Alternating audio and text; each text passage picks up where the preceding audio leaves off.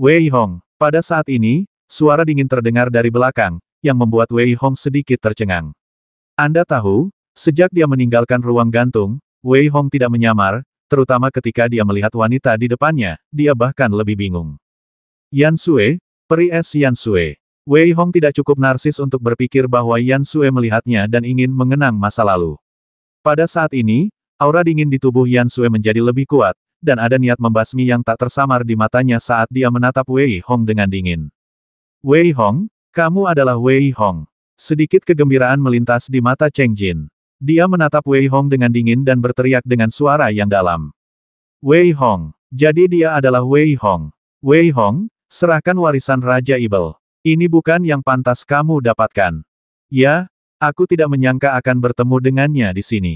Ini adalah kesempatan yang bagus untuk semua orang. Mari kita minta dia untuk menyerahkan warisan Raja Ibel agar kita bisa berbagi warisan itu.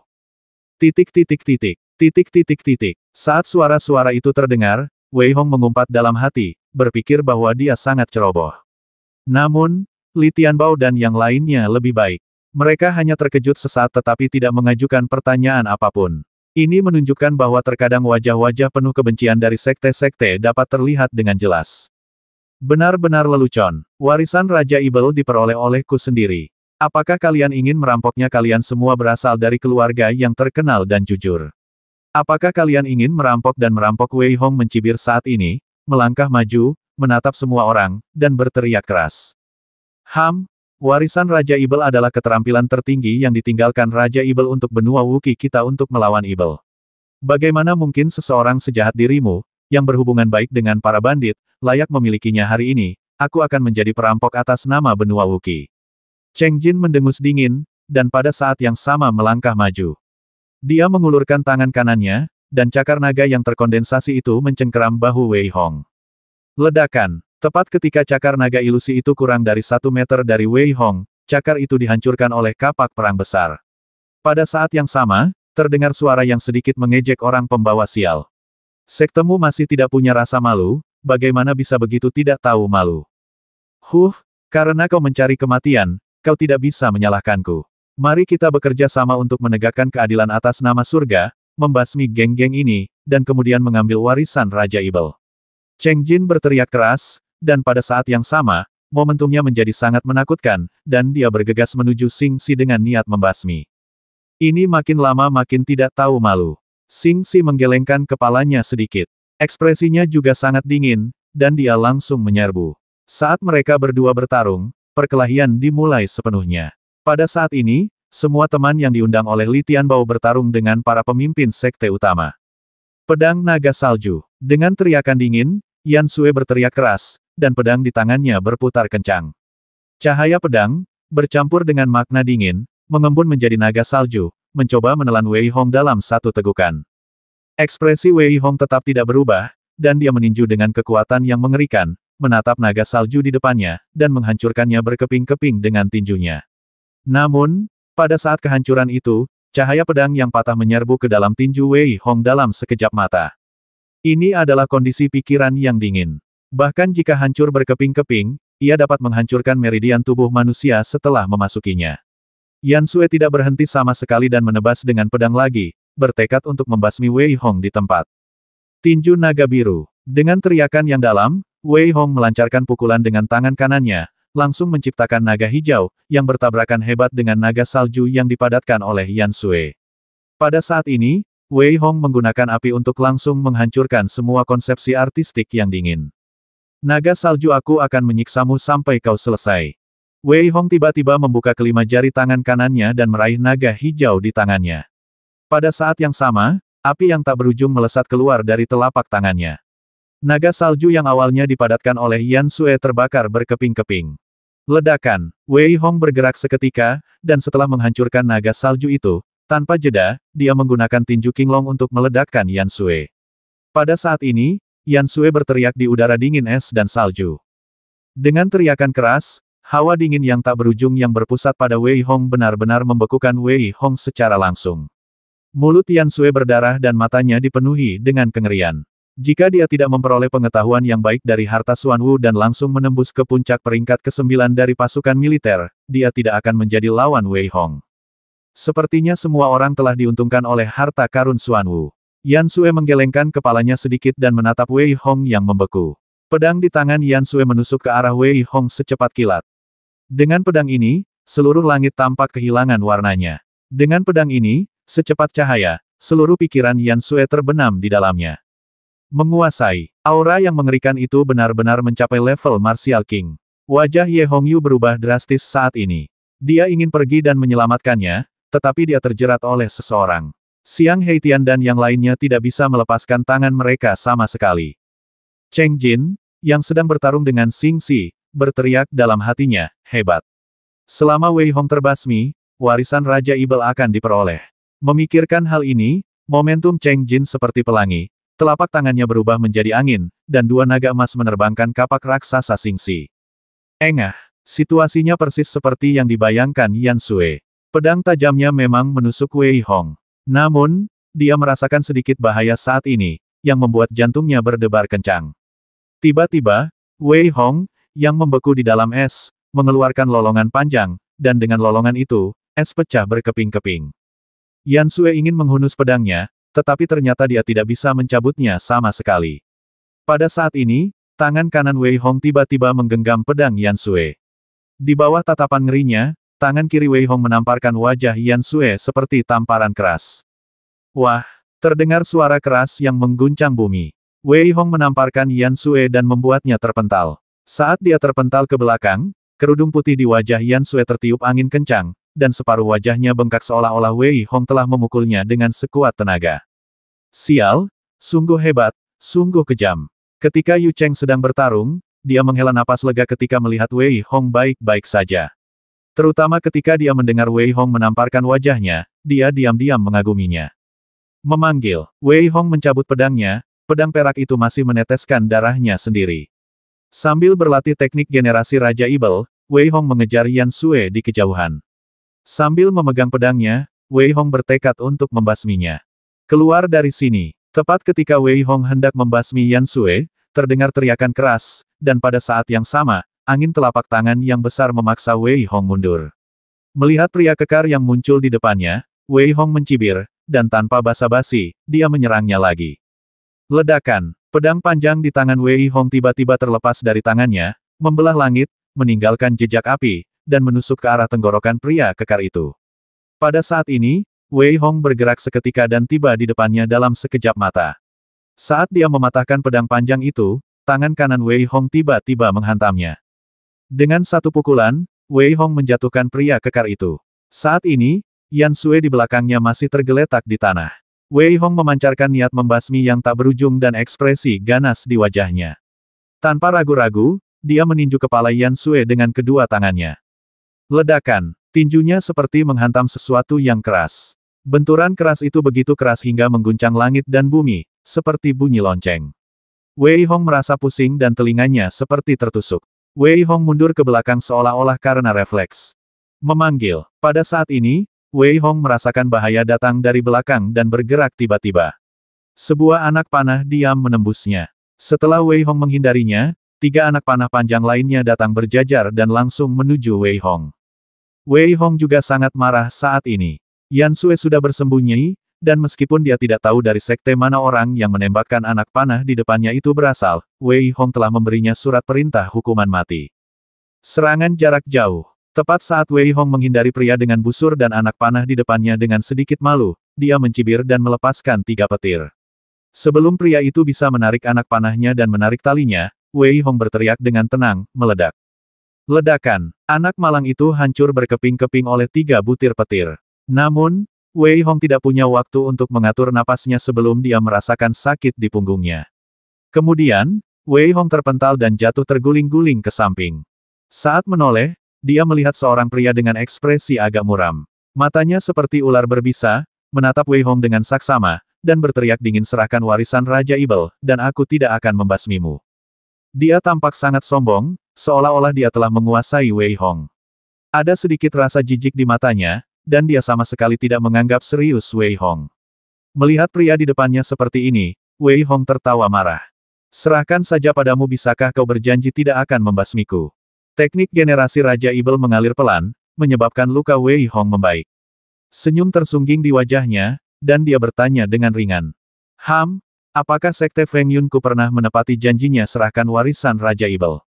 Mengenai urusanmu dengan Sekte Bing Sui, aku tidak peduli. Pria muram di depannya mencibir, menunjukkan sedikit rasa jijik, dan berkata dengan senyum tipis. Su Wei, apa maksudmu? Apakah kau mencoba memanfaatkan situasi? Sosok Yan Sui muncul dengan tenang, dan dia menatap pria muram itu dengan sedikit amarah dan berteriak. Benar sekali, Su Wei, Wei Hong ini milik kita, dan warisan Raja Ibel di tangannya tidak ada hubungannya dengan Sekte Feng Yunmu. Seorang pria yang tampak sedikit heroik di samping Yan Sui juga berteriak dingin. Su Wei, campur tanganmu yang tiba-tiba mungkin bukan ide yang bagus.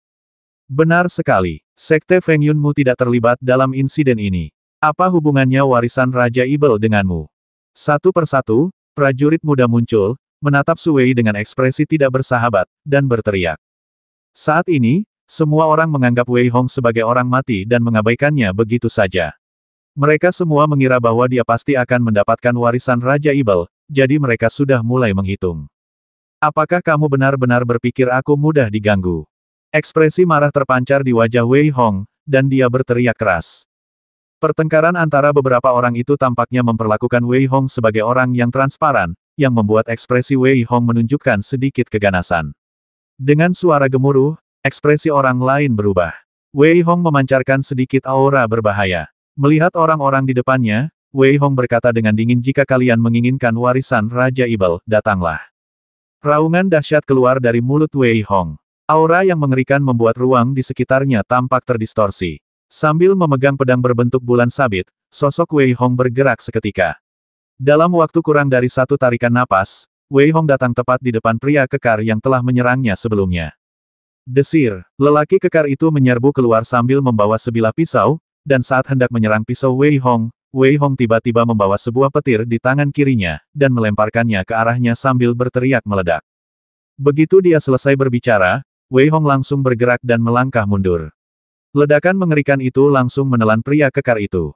Dia bahkan tidak punya kesempatan untuk bereaksi. Begitu Wei Hong bergerak, dia menyerang orang itu lagi. Melihat serangan Wei Hong yang tak terhentikan, prajurit berwajah persegi itu berteriak dingin dan menusuk Wei Hong dengan pedang panjang di tangannya dalam serangan yang licik dan aneh. Namun, yang membuat wajahnya sedikit berubah adalah Wei Hong sama sekali tidak melawan cahaya pedang itu. Engah, pedang panjang itu menusuk dada kiri Wei Hong, tetapi dia tetap tidak berhenti. Dia menggenggam pedang di tangan kirinya dan mengayunkan tangan kanannya dengan lembut. Cahaya pedang yang menyilaukan langsung membelah prajurit berwajah persegi itu menjadi dua bagian. Dengan menggunakan teknik generasi Raja Ibel, luka-luka Wei Hong perlahan pulih. Dalam sekejap mata, dua master seni bela diri tingkat 9 dengan mudah dibasmi oleh Wei Hong. Bersih dan rapi, wajah yang lain sedikit berubah saat ini. Terutama beberapa orang yang baru saja berteriak-teriak untuk memburu Wei Hong, mundur ke belakang satu persatu. Bahkan ekspresi Yan Sui tidak terlalu bagus, tetapi ekspresi Su Wei tetap tidak berubah, matanya bersinar dengan mata suram dan penuh perhitungan. Ketika semua orang mundur, dia benar-benar melangkah maju dan berkata dengan senyum tipis, tidak heran kamu bisa mendapatkan warisan Raja Ibel, tetapi kesenjangan di antara kita tidak seperti yang dapat kamu bayangkan. Aku akan memberimu satu kesempatan terakhir. Serahkan warisan Raja Ibel, dan aku akan membiarkanmu pergi. Saat dia berbicara, aura Su Wei berangsur-angsur meningkat, dan arus listrik yang tak terhitung jumlahnya memenuhi sekelilingnya. Dia melayang di depan Wei Hong, mengunci Wei Hong dengan auranya. Pada saat ini, Su Wei merentangkan telapak tangannya, dan kultivasinya sebagai raja setengah langkah membuatnya menatap Wei Hong dengan bangga. Hari ini, kamu sudah mati. Tidak ada yang bisa menyelamatkanmu. Wei Hong memegang pedang berbentuk bulan sabit di tangannya, menatap Su Wei, mencibir, dan bergerak dengan tenang. Dalam sekejap mata, dia tiba di depan Su Wei. Seberkas cahaya tampak menembus langit dan menyelimuti Su Wei. Pengadilan kematian. Suara suram keluar dari mulut Su Wei, dan dia menarik tangannya dengan ringan untuk memblokir serangan Wei Hong. Pada saat ini, Su Wei menatap Wei Hong seolah-olah dia sedang melihat orang mati setan ular sedang menari. Dengan teriakan pelan, seluruh tubuh Su Wei dengan cepat menjadi ramping, dan cahaya suram yang terpancar dari matanya seperti ular panjang. Dia menarik dengan lembut dengan telapak tangannya, dan seluruh kekosongan tampaknya terkoyak olehnya, dan ular hantu hitam keluar dari tubuh Su Wei. Wus, wus, wus. Ular hantu yang terwujud itu menjulurkan lidahnya yang panjang dan menyerang Wei Hong. Melihat banyaknya ibel ular, Wei Hong mencibir. Saat dia menebas dengan pisau, seluruh tubuhnya dengan cepat memutar partikel dantian. Sejumlah besar partikel dantian meledak, dan pada saat yang sama, api yang tak berujung keluar dari mereka. Ular-ular yang mengerikan itu terbakar menjadi abu bahkan sebelum mereka mendekati Wei Hong. Melihat Su Wei di depannya, Wei Hong berteriak dingin, mungkinkah ini adalah tingkat kultivasimu? Kamu benar-benar mengecewakanku. Wah, kamu cari kematian. Mendengar perkataan Wei Hong, wajah Su Wei menjadi geram, dan sosoknya bergerak seketika, menyerang Wei Hong secara langsung. Tinju ajaib yang dibentuk oleh tangan kanannya bertabrakan dengan keras dengan Wei Hong, tetapi Su Wei tidak bergerak sama sekali, tetapi Wei Hong terpaksa mundur beberapa langkah. Meskipun Wei Hong sering disambar petir dan kekuatan fisiknya sangat kuat, masih ada celah besar antara dirinya dan Raja Setengah Langkah. Su Wei di depannya telah menembus level Raja Setengah Langkah setahun yang lalu, dan seluruh tubuh dan darahnya begitu kuat sehingga dapat dikatakan bahwa ia kebal terhadap pedang dan senjata. Oleh karena itu, mustahil bagi Wei Hong untuk lebih kuat darinya secara fisik. Namun, Wei Hong sama sekali tidak takut, karena ia memiliki kartu truf yang sangat besar. Ia dengan cepat mengedarkan energi bela dirinya dan mengaktifkan teknik penguasa, membuat kekuatan fisik Wei Hong tidak lebih lemah dari Su Wei. Sambil memegang pedang berbentuk bulan sabit, ia bertarung dengan Su Wei. Pertarungan ini bisa dikatakan sebagai pertarungan tersulit bagi Wei Hong setelah ia berhasil menembus level Wujun. Keduanya bertarung murni dengan tubuh fisik mereka. Tidak ada tipu daya sama sekali, hanya benturan yang paling primitif dan liar. Meskipun Wei Hong telah menguasai teknik penguasa, dia tetap dipukuli sampai muntah darah. Namun, Wei Hong menggunakan teknik generasi Raja Ibel berulang kali. Dia bertekad untuk membasmi orang menyebalkan di depannya. Benturan keras terjadi berulang kali, menghancurkan ruang. Dibandingkan dengan kegilaan Wei Hong, wajah Su Wei akhirnya berubah. Dia tidak pernah menyangka bahwa anak laki-laki di depannya memiliki kekuatan fisik yang begitu kuat dan tampak abadi. Ledakan, ledakan, ledakan. Kedua pria itu bertarung dari tanah hingga langit, dan suasananya gelap dan kacau. Pada saat ini, dapat dikatakan bahwa Wei Hong dan Su Wei sama-sama haus darah. Mereka hanya memiliki satu pikiran di benak mereka, yaitu membasmi satu sama lain sepenuhnya. Dengan benturan pukulan yang dahsyat, Su Wei benar-benar meledakkan udara, menyebabkan Wei Hong memuntahkan darah dan terpental mundur. Wah, kuakui aku meremehkanmu. Kau memang sangat kuat, tapi jarak antara kau dan aku jauh di luar imajinasimu. Su Wei menarik napas dalam-dalam saat ini, sosoknya juga sedikit malu, menatap dingin ke arah Wei Hong, tetapi berteriak tulang putih mengunci ribuan pasukan. Su Wei berteriak dengan suara yang dalam, dan tangannya memancarkan aura dingin dan sedingin es, meraih ke arah Wei Hong. Pada saat tangannya jatuh, sebuah penjara tulang yang terbuat dari tulang yang tak terhitung jumlahnya jatuh dari langit. Ini adalah penjara tulang yang aku perbaiki sendiri. Kau harus puas berada di tangannya. Su Wei mengangkat penjara tulang itu dengan kedua tangannya, berteriak keras, lalu mengangkatnya dan menekannya ke arah Wei Hong, berniat untuk menghancurkan Wei Hong sepenuhnya. Wei Hong merasakan sedikit bahaya dan berteriak keras, lalu dia mencengkeram kekosongan dengan kedua tangannya, dan benang perak keluar dari tangan Wei Hong. Ini adalah benang perak yang dikumpulkan seber dari harta karun Xuanwu, tetapi benang-benang itu ditundukkan oleh Wei Hong dan digunakan sebagai senjata. Kedua belah pihak akhirnya menggunakan keterampilan mereka yang paling kuat. Melihat penjara tulang yang mengerikan itu, Wei Hong meraung dan langsung mengarahkan benang perak ilusi itu ke arah penjara tulang. Ledakan, ledakan, kawat perak yang memancarkan cahaya kemasan bertabrakan hebat dengan penjara tulang. Seluruh langit tampak meledak dengan suara gemuruh. Tabrakan hebat itu menyebabkan Wei Hong muntah darah, dan Su Wei tidak jauh lebih baik. Kawat perak yang tidak bisa dihancurkan secara langsung membuat penjara tulangnya tidak dapat memancarkan kekuatan yang seharusnya, dan satu persatu tulang putih hancur oleh kawat perak itu. Kedua belah pihak sangat kuat, namun, meskipun momentumnya mengerikan, tidak banyak orang yang datang untuk menonton pertarungan. Lagi pula, selain kedua orang ini, hanya ada beberapa Martial King dan banyak half-step Martial King. Sekarang seluruh langit telah musnah dan semua orang bertarung sendiri-sendiri. Dapat dikatakan bahwa ada kekacauan di mana-mana. Pergilah ke neraka, anak kecil. Wajah Su Wei sangat muram, dan dia berteriak keras. Pada saat ini, penjara tulangnya tiba-tiba meledak. Sinar cahaya abu-abu langsung menghancurkan kawat perak ilusi yang ditembakkan oleh Wei Hong, dan penjara tulang itu menghantam Wei Hong dengan keras. Engah, Wei Hong memuntahkan seteguk darah. Ia merasa seolah-olah seluruh tubuhnya bukan lagi miliknya. Jika itu orang lain, ia pasti sudah lumpuh sejak lama. Wei Hong segera menggunakan teknik generasi Raja Ibel dan mengeluarkan raungan panjang kau hampir sampai. Setelah Wei Hong berteriak keras, dia menamparkan dengan tangan kanannya. Wei Hong, yang telah mencapai tingkat ke-8 kultivasi militer, langsung melesat keluar dengan tinju naga hijau. Dengan suara gemuruh, kekuatan naga yang dahsyat begitu kuat sehingga seluruh langit tampak terhalang. Melihat Su Wei, Wei Hong langsung menyerbu. Serangan itu sangat brutal. Wei Hong tidak menyangka bahwa kekuatan fisik Su Wei akan sekuat itu. Seluruh langit dipenuhi darah. Serangan antara keduanya sangat menarik perhatian. Sial, kekuatan Wei Hong benar-benar tidak normal. Ketika Xiang Heitian sedang bertarung, dia mendongak dan melihat Wei Hong, yang bagaikan dewa kematian dan tak terhentikan, lalu mendesah pelan. Yan Sue di bawah juga memiliki ekspresi sedikit cemberut. Dia selalu berpikir bahwa dia adalah salah satu generasi muda paling cemerlang di benua Wookiee, dan tidak kalah dengan mereka yang ada di benua lain. Namun, ketika dia bertemu orang-orang dari benua lain di harta karun Xuanwu, pemandangan itu menyentuh hati Yan Sue dengan keras. Sekarang melihat kemampuan bertarung Wei Hong, dia merasa semakin takut. Namun, Wei Hong tidak peduli saat ini. Dia hanya punya satu tujuan sekarang, yaitu membasmi orang menyebalkan di depannya.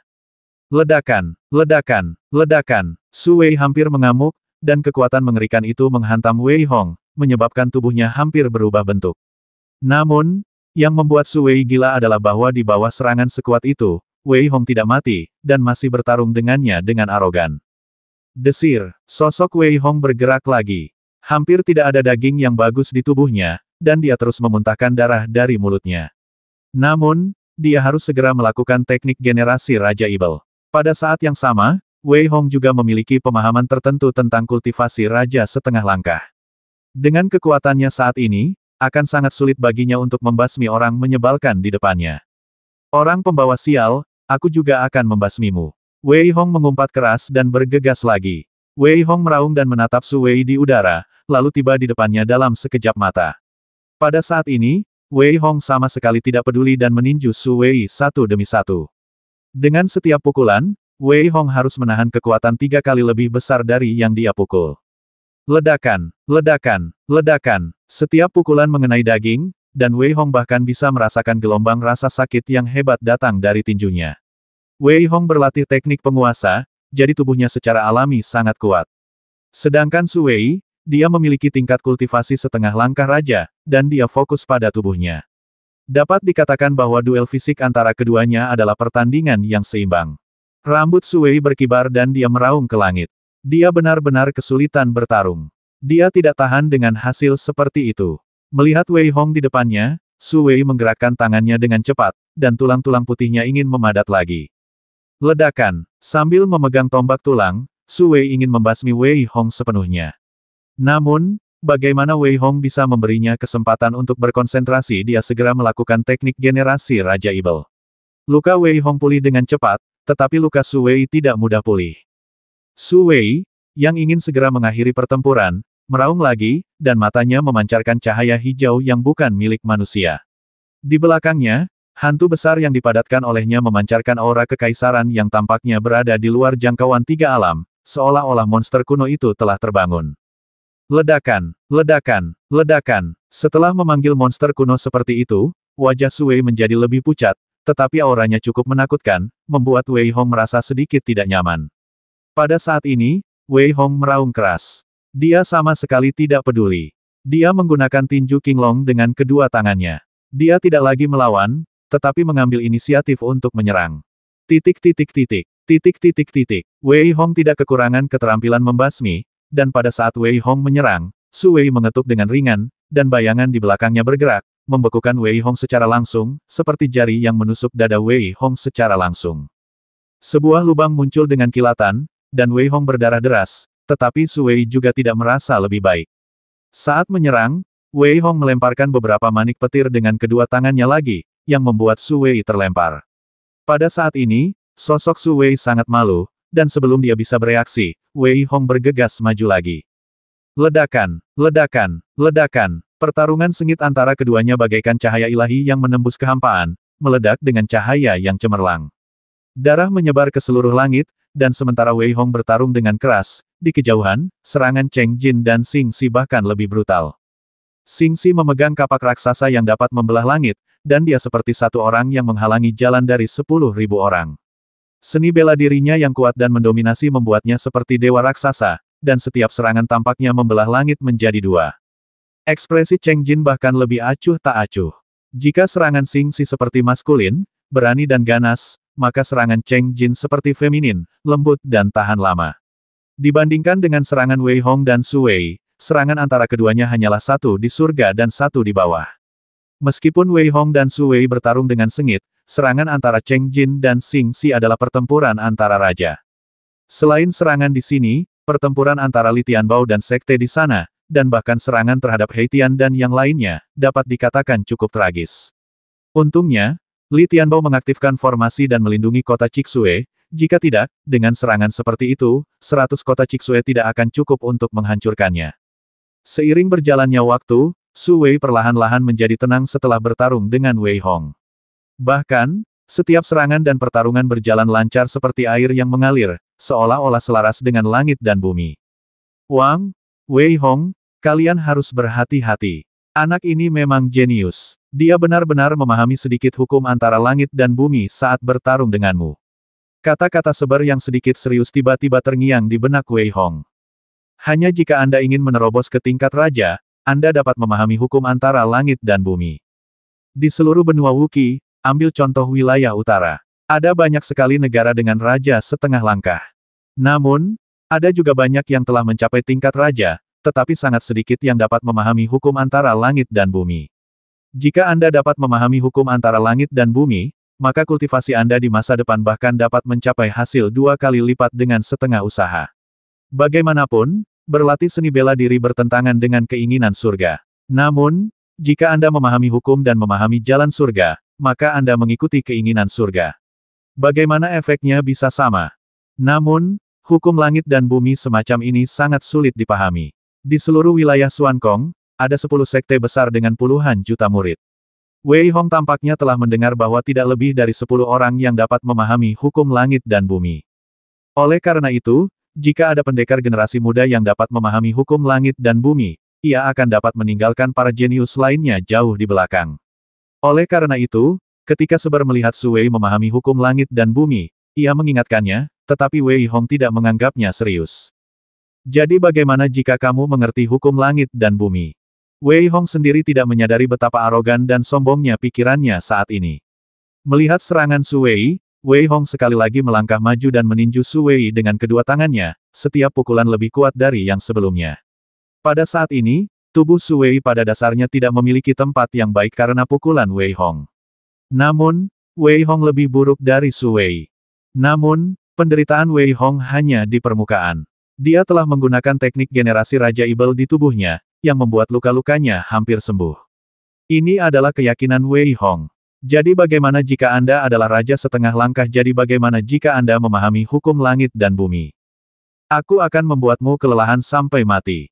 Itulah yang sebenarnya dipikirkan Wei Hong. Pertarungan antara keduanya menjadi semakin brutal. Setelah Su Wei menyadari hukum langit dan bumi, dia tertawa dan berkata, "Wah, aku ingin berterima kasih padamu karena telah membuatku menyadari hukum langit dan bumi. Jangan khawatir, aku akan memberimu kematian yang cepat dan mengirimmu pergi." Desir, desir, desir. Setelah memahami hukum langit dan bumi, seseorang dapat mengandalkan hukum-hukum ini untuk secara langsung menekan seniman bela diri yang setingkat atau bahkan lebih rendah dari dirinya. Ini setara dengan pertarungan antara dua orang. Kamu tidak sebaik aku, dan sekarang aku memberimu aturan untuk menjebakmu. Dengan cara ini, bagaimana mungkin kamu bisa menang? Su Wei terlihat memancarkan sinar cahaya, dan dia menepuk tangannya dengan lembut, dan jejak kekuatan hukum dilepaskan olehnya. Namun, jejak kengerian melintas di wajah Su Wei, karena dia menemukan bahwa kekuatan hukum ini tidak berguna bagi Wei Hong. Apa yang terjadi? Mengapa anak ini tidak terpengaruh oleh undang-undang ini? Seber juga bingung dan menggelengkan kepalanya. Wei Hong tidak memikirkan hal ini. Kecepatannya mencapai kecepatan maksimal dan dia meninju Su Wei lagi. Dalam pertarungan jarak dekat, Su Wei tidak lagi memiliki keuntungan. Semakin mereka bertarung, semakin rendah keuntungan Su Wei, sementara Wei Hong menjadi semakin berani. Namun, ekspresi Wei Hong tidak jauh lebih baik. Meskipun luka-lukanya mulai pulih, energi sejati Wei Hong menurun. Penurunan energi sejati hampir setara dengan penurunan rentang hidup. Bagaimanapun, rentang hidup seorang pejuang berbanding lurus dengan kekuatan energi sejatinya. Namun Wei Hong sama sekali tidak peduli. Pada saat ini, Su Wei mengeluarkan raungan panjang. Harga diri dan harga dirinya yang alami tidak akan membiarkannya jatuh ke dalam kerugian seperti itu. Seluruh tubuhnya tiba-tiba terbungkus dalam lapisan pakaian perang perak. Dia juga mengenakan helm perak di kepalanya. Sambil memegang tombak panjang, dia menatap Wei Hong dan berteriak dingin, "Kamu adalah orang pertama yang mendorongku ke titik ini." Begitu dia selesai berbicara, sosok Su Wei secepat kilat, dan tombak di tangannya seperti naga panjang, menamparkan ke arah Wei Hong. Melihat Su Wei, Wei Hong mencibir dan berkata, "Kamu bisa mati dengan tenang. Aku sudah lama menoleransimu." Begitu dia selesai berbicara, seluruh aura Wei Hong tiba-tiba berubah. Niat pedang yang tak berujung mengembun dari tubuh Wei Hong. Sudah lama sejak Wei Hong menggunakan niat pedang, tetapi pedang berbentuk bulan sabit itu dipegang erat di tangan kanannya.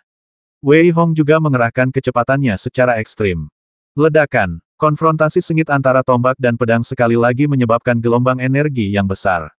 Namun, jelas bahwa Wei Hong memiliki momentum yang lebih kuat. Tombak perak itu langsung hancur. Pada saat ini, Wei Hong telah tiba di depan Su Wei, dengan ekspresi ganas di wajahnya. Cahaya pedang yang menyilaukan itu menebas ke arah Su Wei. Pada saat ini, Su Wei ingin melawan, tetapi mendapati bahwa dia tidak memiliki energi bela diri untuk melawannya lagi. Matanya terbelalak saat dia melihat cahaya pedang yang menyilaukan itu menebas di depannya. Niat pedang Wei Hong yang tak berujung menghancurkan semua pertahanan Su Wei. Cahaya pedang langsung membelah pakaian tempur Su Wei dan membelahnya menjadi dua dengan satu pukulan. Darah menodai wajah Wei Hong. Pada saat ini, Wei Hong mengangkat tubuh Su Wei dan menatap Yan Sue yang sedikit linglung di kejauhan, memperlihatkan sedikit rasa dingin. "Kamu benar-benar membasmi Su Wei." Yan Sue jelas tidak percaya bahwa Wei Hong begitu berani dan berkata dengan suara putus asa. "Hari ini aku tidak hanya akan membasmi Su Wei, tetapi aku juga akan memberi peri itu tumpangan." Wei Hong mengeluarkan raungan panjang, dan bilah pedang di tangannya menebas langsung ke arah Yan Sue. Cahaya bilah pedang yang menyilaukan menyelimuti Yan Sue tanpa pandang bulu, dan niat bilah pedang yang tak berujung langsung mengelilingi Yan Sue. Wei Hong jelas tidak berniat melepaskan Yan Sue. Desir, desir, desir, bunga-bunga es kecil muncul di sekitar Yan Sue, seolah-olah itu adalah patung. Ketika pedang Wei Hong jatuh, bunga-bunga es itu langsung meledak, menghalangi serangan Wei Hong. Yan Sue juga bergegas keluar dari bunga-bunga itu, mencoba melarikan diri. "Kemana harus melarikan diri?" Wei Hong berteriak dingin dan mengejarnya lagi. Pada saat ini, beberapa utusan penjaga bunga yang tak kenal takut muncul diam-diam. "Kau memang orang yang kejam. Kau benar-benar ingin membasmi peri es." "Benar sekali. Orang sepertimu tidak layak memiliki warisan Raja Ibel. Siapapun bisa membasmi orang yang haus darah dan kejam." Dalam sekejap mata, puluhan pendekar datang menghampiri Wei Hong, meraung keras dan berbicara dengan benar, tetapi Wei Hong tidak mengatakan omong kosong apapun kepada penggemar yang tidak punya otak seperti itu, dan langsung menebasnya dengan pisau. Bersambung. "Aku akan memenuhi keinginanmu untuk menjadi malaikat pelindung." Ekspresi Wei Hong sangat dingin dan penuh dengan niat membasmi. Dia penuh amarah. Sejak bersama Xiao Ye, Wei Hong tidak ingin membasmi terlalu banyak orang. Namun, seringkali terjadi bahwa jika Anda tidak membasmi, Anda akan dibasmi. Dalam hal ini, saya akan membasmi sepuasnya di wilayah Feng Lei hari ini. Desir, desir, desir. Setelah 3 bilah pedang yang cemerlang diayunkan, 5 dari lusinan prajurit di depan mereka dicekik sampai mati. Pada saat ini, beberapa prajurit lainnya berteriak, "Semuanya, serang bersama." Kekuatan anak ini terlalu abnormal. Tidak perlu berbicara tentang moralitas dengan orang yang haus darah dan kejam seperti itu. Benar sekali, mari kita bekerja sama untuk membalaskan dendam atas kematian saudara kita. Membasmi. Satu persatu, para prajurit mengerahkan seni bela diri mereka. Mendengar kata-kata mereka yang benar, Wei Hong merasa jijik dari lubuk hatinya. Dia tidak akan menahan diri terhadap orang-orang munafik ini dan langsung menyingkirkan pedang berbentuk bulan sabitnya. Pada saat ini, tinju Wei Hong tampak ditutupi dengan lapisan cahaya kemasan. Setelah bertarung dengan Su Wei, teknik penguasa benar-benar mencapai level baru. Melihat para prajurit di depannya, Wei Hong bergerak tanpa menghindar atau menangkis. Melihat prajurit kurus yang pertama kali berteriak ingin membasminya, Wei Hong datang di depannya dalam sekejap mata. Aku akan mengantarmu. Titik titik titik. Titik titik titik. Di bawah tatapannya yang sedikit ngeri, Wei Hong langsung meninjunya dengan kedua tangannya. Bahkan prajurit kurus itu tidak bereaksi sama sekali dan langsung hancur berkeping-keping. Pada saat ini, serangan dari prajurit lain juga datang di depannya. Ledakan, ledakan, ledakan. Wei Hong tidak menangkis semua serangan dari pedang dan sinar pisau, tetapi tiba-tiba berbalik. Dengan tangannya, dia dengan lembut menghisap seorang prajurit di depannya. Wei Hong tersenyum ringan dan berkata, aku akan mengantarmu. Begitu dia selesai berbicara, tangan Wei Hong tiba-tiba mengeluarkan kekuatan yang luar biasa, dan dia mengangkat prajurit itu tepat di depannya dan mencabik-cabiknya. Darah mengalir ke seluruh tubuh Wei Hong, tetapi Wei Hong tidak menyeka darah dari wajahnya. Sebaliknya, dia tersenyum. Wus, wus, wus. Hanya dalam beberapa tarikan napas, para prajurit yang tersisa semuanya dibasmi oleh Wei Hong. Setelah mengumpulkan mayat-mayat itu, Wei Hong menemukan bahwa Yan Sue telah menghilang. Dia tidak dapat menahan diri untuk tidak mendesah diam-diam orang-orang idiot ini menghalangi jalan. Tidak mengherankan jika Wei Hong sangat marah saat ini. Meskipun Yan Sue belum mencapai level setengah raja, Wei Hong waspada terhadapnya karena suatu alasan. Karena alasan inilah Wei Hong ingin membasminya dengan cara apapun. Karena dia sudah pergi, maka aku akan mengantar kalian semua pergi. Niat membasmi yang kuat terpancar di mata Wei Hong. Melihat para prajurit yang tersisa, Wei Hong bergegas ke kerumunan lagi tanpa ragu-ragu. Dalam pertempuran ini, Wei Hong hampir mendapatkan reputasi buruk karena membasmi orang lain. Kecuali Yan Sue yang melarikan diri segera setelah melihat situasi tersebut, semua ratusan prajurit yang dibawa oleh Sekte Es dan Salju di wilayah angin dan petir dibasmi oleh Wei Hong, tidak ada yang tersisa. Wei Hong akhirnya membasmi begitu banyak orang hingga dia tidak ingat berapa banyak yang telah dia basmi. Dia membuat semua orang ketakutan. Cheng Jin, yang sedang bertarung dengan Xing Si, tiba-tiba mengubah ekspresinya dan sangat marah hingga dia hampir ingin muntah darah. Dia menatap Wei Hong dengan dingin, tetapi tidak ada gunanya. Desir, sosok Wei Hong tidak menentu, seperti raja dari neraka. Tinjunya bahkan sebanding dengan banyak senjata. Hampir tidak ada orang dengan tingkat kultivasi di bawah setengah langkah raja yang bisa menjadi lawan Wei Hong. Dapat dikatakan bahwa Wei Hong sekarang tak terkalahkan di antara orang-orang dengan tingkat yang sama. Membasmi orang terlebih dahulu, dan Sai Bo mengumpulkan mayatnya segera setelahnya. Kerja sama antara pria dan guk-guk itu bisa dikatakan cukup baik. Semakin banyak Wei Hong membasmi, semakin bahagia perasaannya. Di saat-saat terakhir, Wei Hong tiba-tiba melihat orang-orang yang sedang bertarung dengan Yu Cheng dan berteriak, "Saudara Yu, cepat mundur." Yu Cheng tampaknya sangat peka terhadap kata-kata Wei Hong.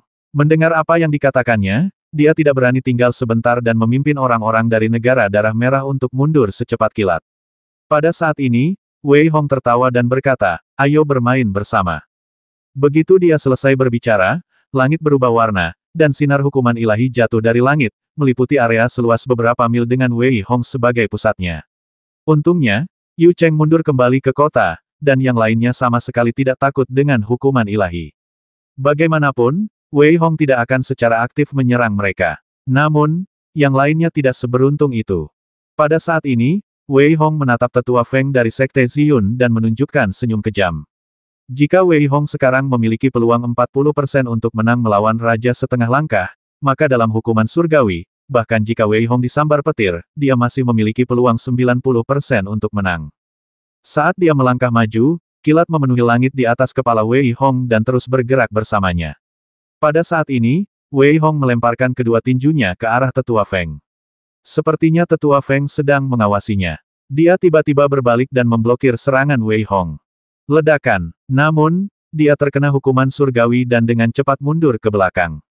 Dia tidak punya pilihan lain selain berteriak dengan suara dingin, "Nak, kamu berani main-main dengan orang-orang Sekte Ziyun, kamu mati saja." Haha, dasar orang tua brengsek, aku tidak tahu apakah aku masih hidup atau sudah mati, tapi jangan pernah berpikir untuk keluar hari ini. Wei Hong menatap tetua Feng dan tersenyum sombong. Dia sekali lagi bergerak mendekatinya. Pada saat yang sama, beberapa benang perak ilusi yang tersisa di tubuhnya terbang keluar dan mengikat tetua Feng. Su Wei punya cara untuk melawan, tetapi Wei Hong mengejutkannya, dan dia tidak percaya bahwa tetua Feng bisa melawan. Benar saja, setelah mengikatnya dalam sekejap, tetua Feng awalnya tidak menganggapnya serius, tetapi mencibir, "Wah, apakah kamu pikir kamu bisa menjebakku seperti ini?" Namun, tetua Feng hampir menangis karena dia merasa tidak punya cara untuk membebaskan diri. Dia bahkan merasa bahwa kultivasi seni bela dirinya ditekan. Dia tidak bisa menahan rasa ngeri orang pembawa sial. Apa ini? Tetua Feng tidak bisa menahan rasa ngeri. Sekarang dia sudah diikat, apa yang bisa dia lakukan untuk melawan Wei Hong pada saat ini? Wei Hong sangat tenang dan mencibir, "Menurutmu, apakah dia bisa dijebak?" Begitu dia selesai berbicara, Wei Hong langsung muncul di depan tetua Feng dan meninjunya dengan keras. Pukulan ini bercampur dengan kekuatan guntur dan kilat, yang membuat tetua Feng terpental dan muntah darah. Wei Hong mengikutinya dari dekat. "Anak orang pembawa sial, apakah kau pikir kau bisa membasmiku dengan menjebakku?" Tetua Feng tertawa terbahak-bahak, dan ujung pedang melesat keluar dari tubuhnya. Begitu ujung pedang itu keluar, Wei Hong merasa ingin melarikan diri. Ketika dia melayang di udara, dia melihat cahaya pedang, dan semua petir tidak berani mengenainya sama sekali. "Memotong!" Tetua Feng berteriak pelan, ujung pedangnya memancarkan jejak cahaya pedang, yang langsung memotong benang perak di tubuhnya. Pada saat yang sama, tetua Feng mendesak energi bela dirinya dan menyerang Wei Hong. Wajah Wei Hong sedikit berubah saat ini, tetapi dia harus menahannya. Seperti yang dia duga, ujung pedang itu langsung menusuk dadanya. Pada saat ini, Wei Hong harus segera memperbaiki tubuhnya. Pada saat yang sama, dia menatap ujung pedang itu dengan tatapan serakah di matanya. "Dulu, aku berlatih pedang dan golok, tapi sekarang, kekuatan pedangku belum berkembang sama sekali. Ujung pedang ini hanya disiapkan untukku." Wei Hong berpikir dalam hatinya, dan pada saat yang sama, sosoknya sangat cepat, dan dia menggunakan Peng Jue Ibel untuk menyerang tetua Feng. Namun, Wei Hong terlalu sombong. Dengan tingkat kultivasi seorang raja setengah langkah, jika dia membasmi Su Wei, itu mungkin karena Su Wei baru saja menerobos belum lama ini. Kemudian, kekuatan tetua Feng saat ini berada di luar kemampuan Wei Hong untuk melawan. Mengembuskan, mengembuskan, mengembuskan. Tubuh Wei Hong tertusuk oleh cahaya pedang, kecuali kepalanya, dan seluruh tubuhnya berdarah deras. Tetua Feng mencibir dan berkata, "Nak, tidak ada yang bisa menyelamatkanmu hari ini." Desir. Tepat setelah dia selesai berbicara, sebilah pedang cahaya muncul dari belakang tetua Feng, dan tetua Feng yang malang terpotong menjadi dua oleh bilah pedang itu. Ujung pedang itu juga menghantam tangan Wei Hong. Wei Hong selalu berpikir bahwa menundanya adalah sesuatu yang telah dia diskusikan dengan Xiang Heitian sebelumnya. Dia tidak begitu sombong hingga membasmi dua prajurit setengah langkah raja berturut-turut. Pada saat ini, Xiang Heitian menertawakan Wei Hong dan berkata, "Mengapa kamu selalu mendatangkan hukuman surgawi dalam setiap pertempuran? Ini suatu kebetulan, suatu kebetulan." Wei Hong berkata dengan sedikit malu. "Orang pembawa sial, bocah, kau sangat berkulit tebal." Melihat penampilan Wei Hong saat ini, dia tidak terlihat seperti dewa kematian tadi. Dia berteriak kepada Heitian dan berkata dalam hati, "Ledakan, ledakan, ledakan." Pada saat ini, hukuman dari surga turun lagi, dan Xiang Heitian berteriak keras, "Aku akan menjauh darimu, kamu tanggung sendiri." Desir, desir, desir. Wei Hong memanfaatkan hukuman surga untuk membasmi sekelompok prajurit tunggal. Pada saat ini, Cheng Jin harus bersiap untuk mengungsi. Awalnya, dia pikir dia bisa dengan mudah mengalahkan kerajaan darah merah. Akibatnya, dia terlalu sombong. Jika beberapa dari mereka dengan kultivasi raja bela diri bisa bertahan, prajurit lain juga bisa menyelesaikan pertempuran. Namun, dia hanya bisa mengatakan satu hal, itu hanya angan-angan. Menarik. Cheng Jin meraung marah, dan begitu dia selesai berbicara, puluhan sekte melarikan diri dengan cepat seperti guk-guk yang kehilangan rumah mereka. Setelah pertarungan yang keras, Wei Hong akhirnya selamat dari hukuman surgawi. Suatu hari kemudian, Sekte Es dan Salju mengeluarkan perintah berburu, dan siapapun yang membasmi Wei Hong akan menerima 3 juta batu roh berkualitas tinggi. Segera setelah itu, Sekte Feng Yun mengeluarkan perintah perburuan untuk Ling, dan siapapun yang membasmi Wei Hong akan diberi hadiah 3 juta batu roh berkualitas tinggi. Tak lama kemudian, banyak sekte mengeluarkan perintah perburuan terpadu, bersumpah untuk membasmi Wei Hong. Namun, ketika ditanya mengapa mereka ingin memburu Wei Hong, banyak prajurit yang mengenal Xiang Yu tampak sedikit tidak wajar. Setelah pertempuran itu, Wei Hong hampir menjadi terkenal di wilayah angin dan guntur, tetapi reputasinya buruk. Wei Hong ini benar-benar pembuat onar. Di dalam restoran, seorang prajurit mendesah pelan dan berbicara. Apa maksudmu? Kau seharusnya tahu bahwa orang-orang dari Sekte Es dan Salju yang pergi ke negara darah merah, dan Wei Hong juga melawan. Prajurit setengah baya lainnya menunjukkan sedikit keraguan dan menjelaskan. Wei Hong pertama kali menjungkir balikkan domain gantung. Sekarang, sambil memegang warisan Raja Ibel, dia datang ke domain angin dan petir. Seketika, keadaan menjadi kacau. Kemanapun dia pergi, semuanya berdarah. Kata prajurit yang berbicara pertama kali. Hehe, jenius mana yang tidak menjadi jenius selangkah demi selangkah dengan membasmi dan menyerang? Menurutku Wei Hong benar. Orang lain berbicara lagi.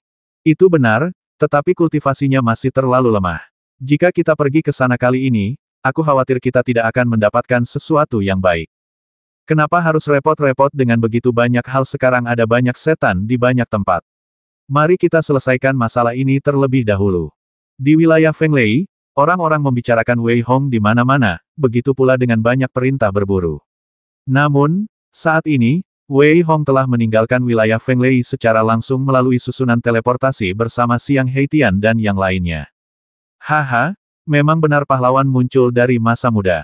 Awalnya, aku tidak peduli saat dia bersama Xiang Heitian.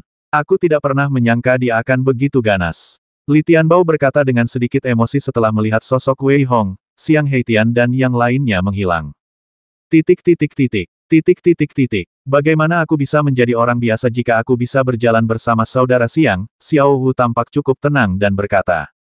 Baiklah, anakmu juga harus bergegas. Aku akan mencari beberapa ramuan obat untukmu dalam beberapa hari ke depan.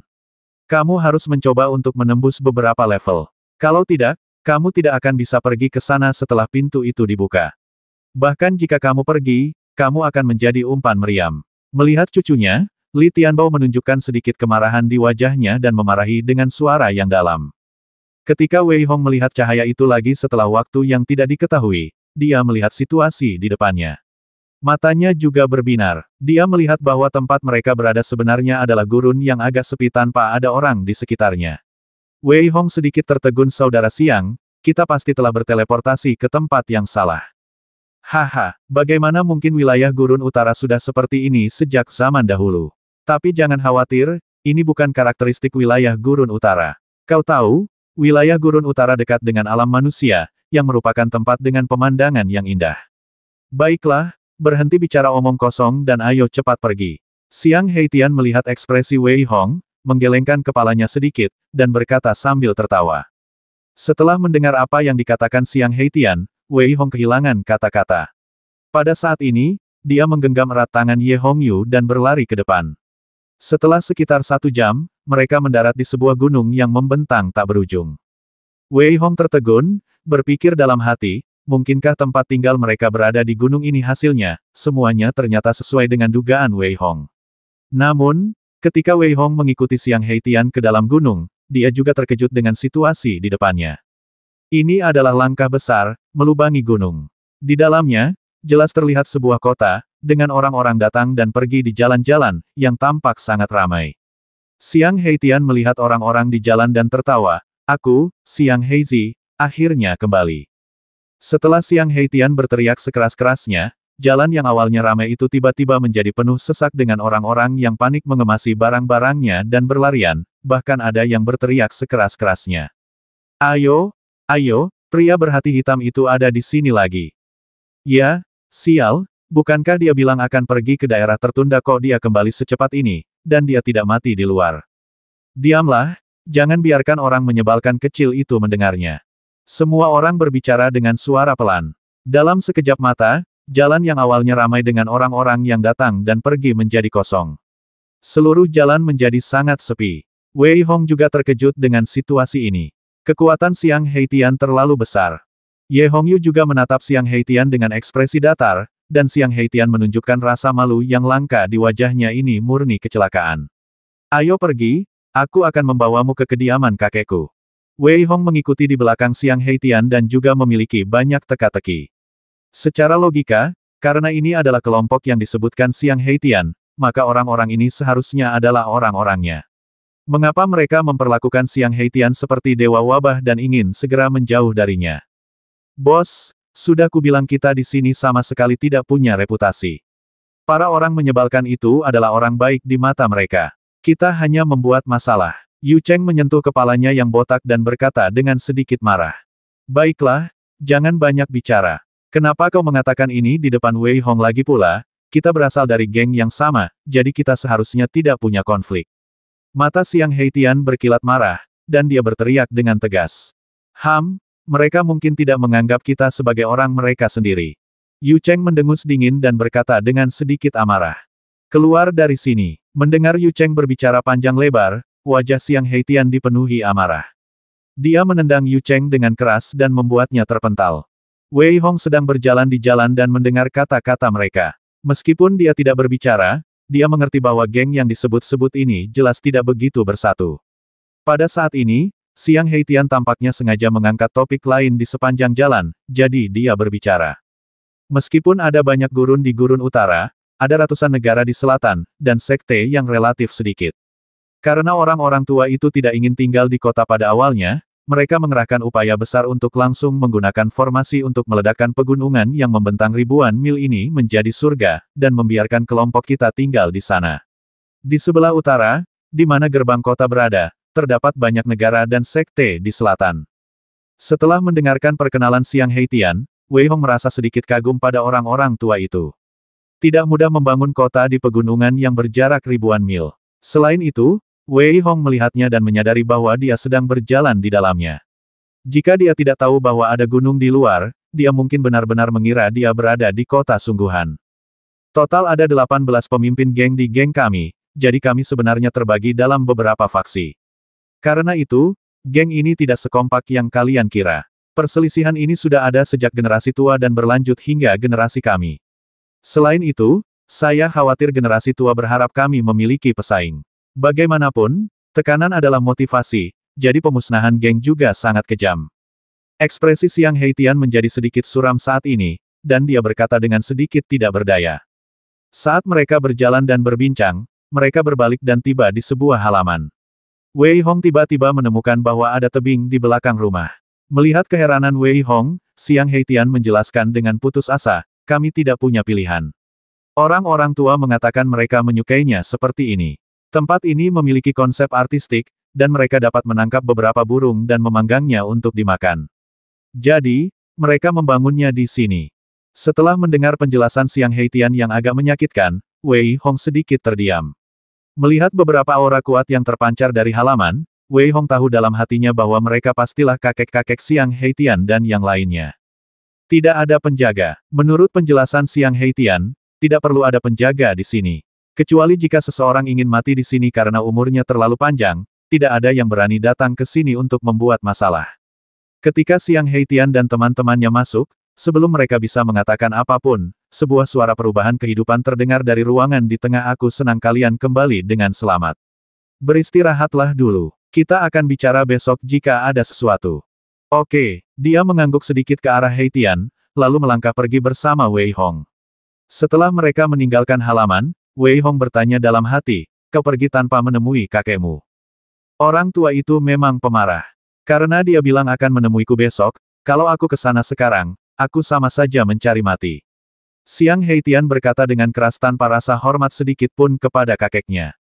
Benar sekali, dan kurasa ini adalah sesuatu yang telah kita bahas bersama sebagai kakek. Kalau begitu, mari kita bersenang-senang hari ini. Wei Hong, aku akan membawamu ke utara dan melihat-lihat kota di bawah nanti. Yu Cheng juga berbicara.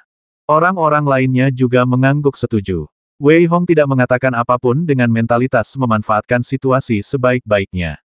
Yang tidak ia duga adalah ia akan mendapatkan begitu banyak keuntungan dengan datang ke sini. Tentu saja, ini cerita untuk nanti. Pada saat ini, Wei Hong, bersama dengan Ye Hongyu, mengikuti Xiang Heitian dan langsung menuju ke sebuah rumah besar. Melihat rumah megah itu, Wei Hong tidak dapat menahan diri untuk tidak mengerutkan kening dan bertanya, di mana ini? Haha, disinilah kita tinggal. Xiang Heitian tersenyum tipis dan berkata, baiklah, masuklah. Melihat Wei Hong, Xiang Heitian langsung menyambutnya masuk. Ketika Wei Hong dan Ye Hongyu masuk, mereka melihat burung-burung berkicau dan bunga-bunga bermekaran di dalam. Ada kolam teratai besar di tengahnya dan gedung-gedung tinggi berdiri di sampingnya. Wei Hong terkejut melihat tempat tinggal yang begitu megah. Apa maksudnya orang-orang tua itu tinggal di halaman, tetapi mereka tinggal di istana yang sangat mewah? Xiang Heitian tidak menjelaskannya. Dia membawa Wei Hong langsung ke halaman terpisah. Pada saat yang sama, dia mengatur dua pembantu untuk Wei Hong. Kemudian, dia berkata, kamu istirahat dulu, dan aku akan mengantarmu berkeliling nanti. Setelah itu, Xiang Heitian dan Yu Cheng pergi dengan tenang. Ye Hongyu sedang duduk di kamar bersama Wei Hong saat ini. Setelah berpikir sejenak, dia sedikit mengernyit dan berkata, Tuan, mengapa saya selalu merasa ada yang salah? Haha, jangan terlalu banyak berpikir. Aku percaya bahwa saudara Xiang dan yang lainnya tidak akan menyakitiku. Wei Hong tersenyum tipis dan berkata, Bos, aku sudah tidak tahan lagi dengan mereka. Dan mengapa kau tidak menjelaskannya kepada Wei Hong? Kami tidak ingin menggunakannya. Tidak apa-apa jika dia tidak membantu kami dalam masalah ini. Yu Cheng berkata kepada Xiang Heitian dengan sedikit amarah di wajahnya. Kakak kedua, mengapa kamu begitu cemas? Pasti ada alasan mengapa kakak tertua melakukan ini. Ekspresi Wang Hai masih tenang, dan dia menasihati Yu Cheng dengan sedikit ketidakberdayaan. Silakan duduk dulu. Ekspresi Xiang Heitian tenang. Dia melambaikan tangannya dengan lembut, meminta mereka untuk duduk, menatap mereka dan berkata, kali ini, kami pergi ke harta karun Xuanwu dan memperoleh warisan Raja Ibel. Dapat dikatakan bahwa ini adalah kehormatan besar bagi garis keturunan kami. Benar sekali. Hehe, aku melihat seperti apa wajah mereka saat warisan itu dibawa ke sini. Yu Cheng tersenyum, tampak sangat gembira seolah-olah dia melihat adegan seorang pria jahat ditampar di wajahnya. Xiang Heitian melambaikan tangannya sedikit dan berkata lagi, tetapi pertanyaannya adalah, apakah kita ingin menyerahkan warisan? Mari kita bicarakan masalah ini saat kita bertemu kakek besok. Sekarang, kompetisi peringkat yang diadakan setiap 10 tahun akan segera dimulai. Meskipun saya tidak tahu siapa yang mereka undang, saya pikir mereka seharusnya tidak terlalu lemah. Ya, untungnya aturannya adalah kita hanya bisa mengundang satu orang. Kalau tidak, jika mereka mengundang terlalu banyak orang, kita akan menderita kerugian. Wang Hai juga mendesah pelan dan berbicara. Turnamen peringkat ini terkait dengan status masa depan kita dan pelatihan yang bisa kita dapatkan, jadi kita harus menang. Aku akan berbicara dengan Wei Hong tentang masalah ini nanti. Jika dia membantu, kita adalah teman, tetapi hadiahnya tidak akan berkurang sedikit pun. Xiang Heitian menjawab pertanyaan Yu Cheng. Lagi pula, dia tidak mengundang Wei Hong untuk tujuan ini pada awalnya, tetapi setelah melihat cara Wei Hong di jalan, dia punya ide ini. Sementara Xiang Heitian dan yang lainnya berdiskusi, Wei Hong mengobrol santai dengan Ye Hongyu. Tiba-tiba, seolah-olah dia telah memikirkan sesuatu, Wei Hong tiba-tiba bertanya, Xiao Ye, apa tingkat kultivasimu saat ini? Sepertinya dia telah mencapai puncak pangkat 9 di pasukan militer. Aku tidak tahu detailnya. Ye Hongyu berpikir sejenak dan berkata dengan acuh tak acuh. Setelah mendengar perkataan Xiao Ye, Wei Hong tiba-tiba merasa ingin muntah darah. Mengapa dia tidak mengobrol dengannya? Tetapi tingkat kultivasi Xiao Ye ternyata sangat tinggi. Tidak heran dia tidak dapat melihat tingkat kultivasi Xiao Ye. Sore harinya, Wei Hong, Ye Hongyu, dan Xiang Heitian berjalan-jalan bersama, dan kemudian, keesokan harinya, dia mengajak mereka ke halaman. Kemarin sore, Xiang Heitian telah memberitahunya apa maksudnya, dan Wei Hong tidak menolak. Bagaimanapun, dia datang ke sini untuk berjalan-jalan dan mendapatkan pengalaman, jadi tidak masalah apa yang dia lakukan. Sama seperti yang dilihatnya terakhir kali, Wei Hong menatap kelima lelaki tua di depannya dengan ekspresi yang sedikit tertahan. Wei Hong tidak dapat melihat kultivasi kelima orang ini. Justru karena dia tidak dapat melihat, dia merasa takut dan mengerikan. Saat ini, dia hanya mendengar lelaki tua yang berubah-ubah itu berteriak, kamu menggunakan kloninganmu seperti itu. Apakah kamu tahu betapa borosnya ini? Wei Hong telah mengetahui dari Xiang Heitian bahwa lelaki tua yang agak renta ini adalah kakek Xiang Heitian, Xiang Batian, yang telah menaruh harapan besar pada Xiang Heitian sejak ia masih kecil, tetapi justru karena itulah, ia menjadi semakin ketat terhadap Xiang Heitian. Maafkan aku, kakek. Xiang Heitian menundukkan kepalanya dan berkata, dia tidak membuat alasan apapun, karena dia tahu bahwa yang paling dibenci kakeknya adalah membuat alasan. Pada saat ini, seorang lelaki tua berjubah ungu lainnya mengumpat, orang menyebalkan kecil, setelah kau menghabiskan kloninganmu seperti ini, apakah kau tahu bahwa kau telah dikalahkan oleh Lin Yan? Benar sekali, kau memintaku untuk menggunakannya pada klon Yu Cheng, dan kau tidak bisa menggunakannya pada klon milikmu sendiri. Kau biasanya anak yang pintar, tapi kenapa kau begitu bodoh sekarang sehingga otakmu bahkan lebih gelap dari wajahmu? Orang tua berpakaian kuning lainnya juga mengumpat saat ini. Wei Hong hampir tertawa terbahak-bahak. Orang tua berpakaian ungu itu bernama Wang Chao, dan dia adalah kakek Wang Hai. Orang tua berpakaian kuning itu bernama Yu Ze, dan dia adalah kakek Yu Cheng. Ada 3 orang tua di lapangan yang tidak berbicara. Orang tua yang agak kurus itu bernama Gu Tian, dan dia adalah kakek dari saudara ketiga yang berpenampilan pendek, Gu He. 2 orang tua lainnya, yang berjanggut panjang bernama Duan Xing, dan yang tidak berjanggut bernama Ning Fei, dan mereka masing-masing adalah kakek dari saudara kelima dan keenam. Xiang Heitian berkata bahwa ketiga lelaki tua ini biasanya tidak pernah mengungkapkan pendapat mereka. Ketika Wei Hong terdiam, mata Xiang Batian tiba-tiba menunjukkan secercah cahaya dan menatap Wei Hong, yang membuat jiwa Wei Hong merasa terkejut. Dia hanya mendengar Xiang Batian berkata, apakah kamu Wei Hong yang mewarisi warisan di Istana Raja Ibel? Wei Hong tercengang. Dia tidak menyangka bahwa orang-orang tua ini juga mengetahuinya. Kau tahu, tempat ini terlalu jauh dari ruang gantung. Namun dia tetap menjawab dengan jujur, ya, itu anak itu. Orang pembawa sial, bocah, karena kau datang ke grup Beimo bersama cucu-cucu kami, kau seharusnya membagi barang-barang yang kau warisi dari Raja Ibel dengan kami. Kau tidak boleh begitu egois. Pria tua berpakaian ungu Wang Chao tiba-tiba memiliki kilatan di matanya dan berteriak pada Wei Hong. Benar sekali, nak, kau harus mengambil warisan Raja Ibel dan membaginya bersama-sama. Teman baik harus selalu berbagi sesuatu dengan satu sama lain. Senyum mengembang di bibir Yu Ze, seperti rubah tua. Melihat ke arah orang-orang tua ini, Wei Hong ingin tertawa, tetapi dia masih menahan senyumnya dan menjawab, yang mana, kakek-kakek, aku telah mewariskan warisan Raja Ibel kepada kakak Xiang dan yang lainnya. Tetapi mereka berkata bahwa warisan mereka tidak dapat diberikan kepadaku begitu saja, dan aku memerlukan persetujuan kalian. Wang Chao dan Yu Ze, yang hendak mengatakan sesuatu kepada Wei Hong lagi, wajahnya memerah, seolah-olah leher mereka dicekik. Tidak peduli seberapa tebal kulit kedua rubah tua ini, mereka merasa sedikit malu saat ini. Bagaimanapun, wajar bagi mereka untuk meminta warisan orang lain, tetapi sama sekali tidak mungkin bagi mereka untuk memberikan warisan mereka kepada orang lain begitu saja. Ini, melihat Wang Chao dan Yu Ze tergagap, Wei Hong terkekeh, kakek, jangan malu. Aku tidak pernah menginginkan warisan kalian sejak awal. Diolok-olok oleh seorang junior, kedua pria itu merasa malu. Pada saat ini, Xiang Batian melambaikan tangannya dan berkata, ini kunci perpustakaan. Tunggu sebentar, pergi dan lihat buku-bukunya. Kakak keempat, ini sama sekali tidak mungkin. Wang Chao terkejut ketika mendengar perkataan Xiang Batian dan berbicara dengan cepat. Ya, saudara keempat, bagaimana kita bisa membiarkan orang luar melihat barang-barang di perpustakaan? Yu Ze dan yang lainnya berkata dengan tergesa-gesa, bahkan Duan Xing, Ning Fei, dan Gu Tian, yang diam saja, berbicara dengan cepat. Baiklah, berhenti bicara, aku tahu apa yang terjadi. Sambil berbicara, Xiang Batian memegang sebuah token di tangannya, yang kemudian diserahkannya kepada Wei Hong, sambil berkata, silakan tunggu di luar sebentar. Aku masih harus memberi pelajaran kepada orang-orang tidak berguna ini. Wei Hong tidak tahu hal-hal baik apa saja yang ada di perpustakaan itu, karena menurutnya, perpustakaan yang disebut-sebut itu seharusnya tidak jauh berbeda dengan Sekte Yangshen di wilayah Xuankong.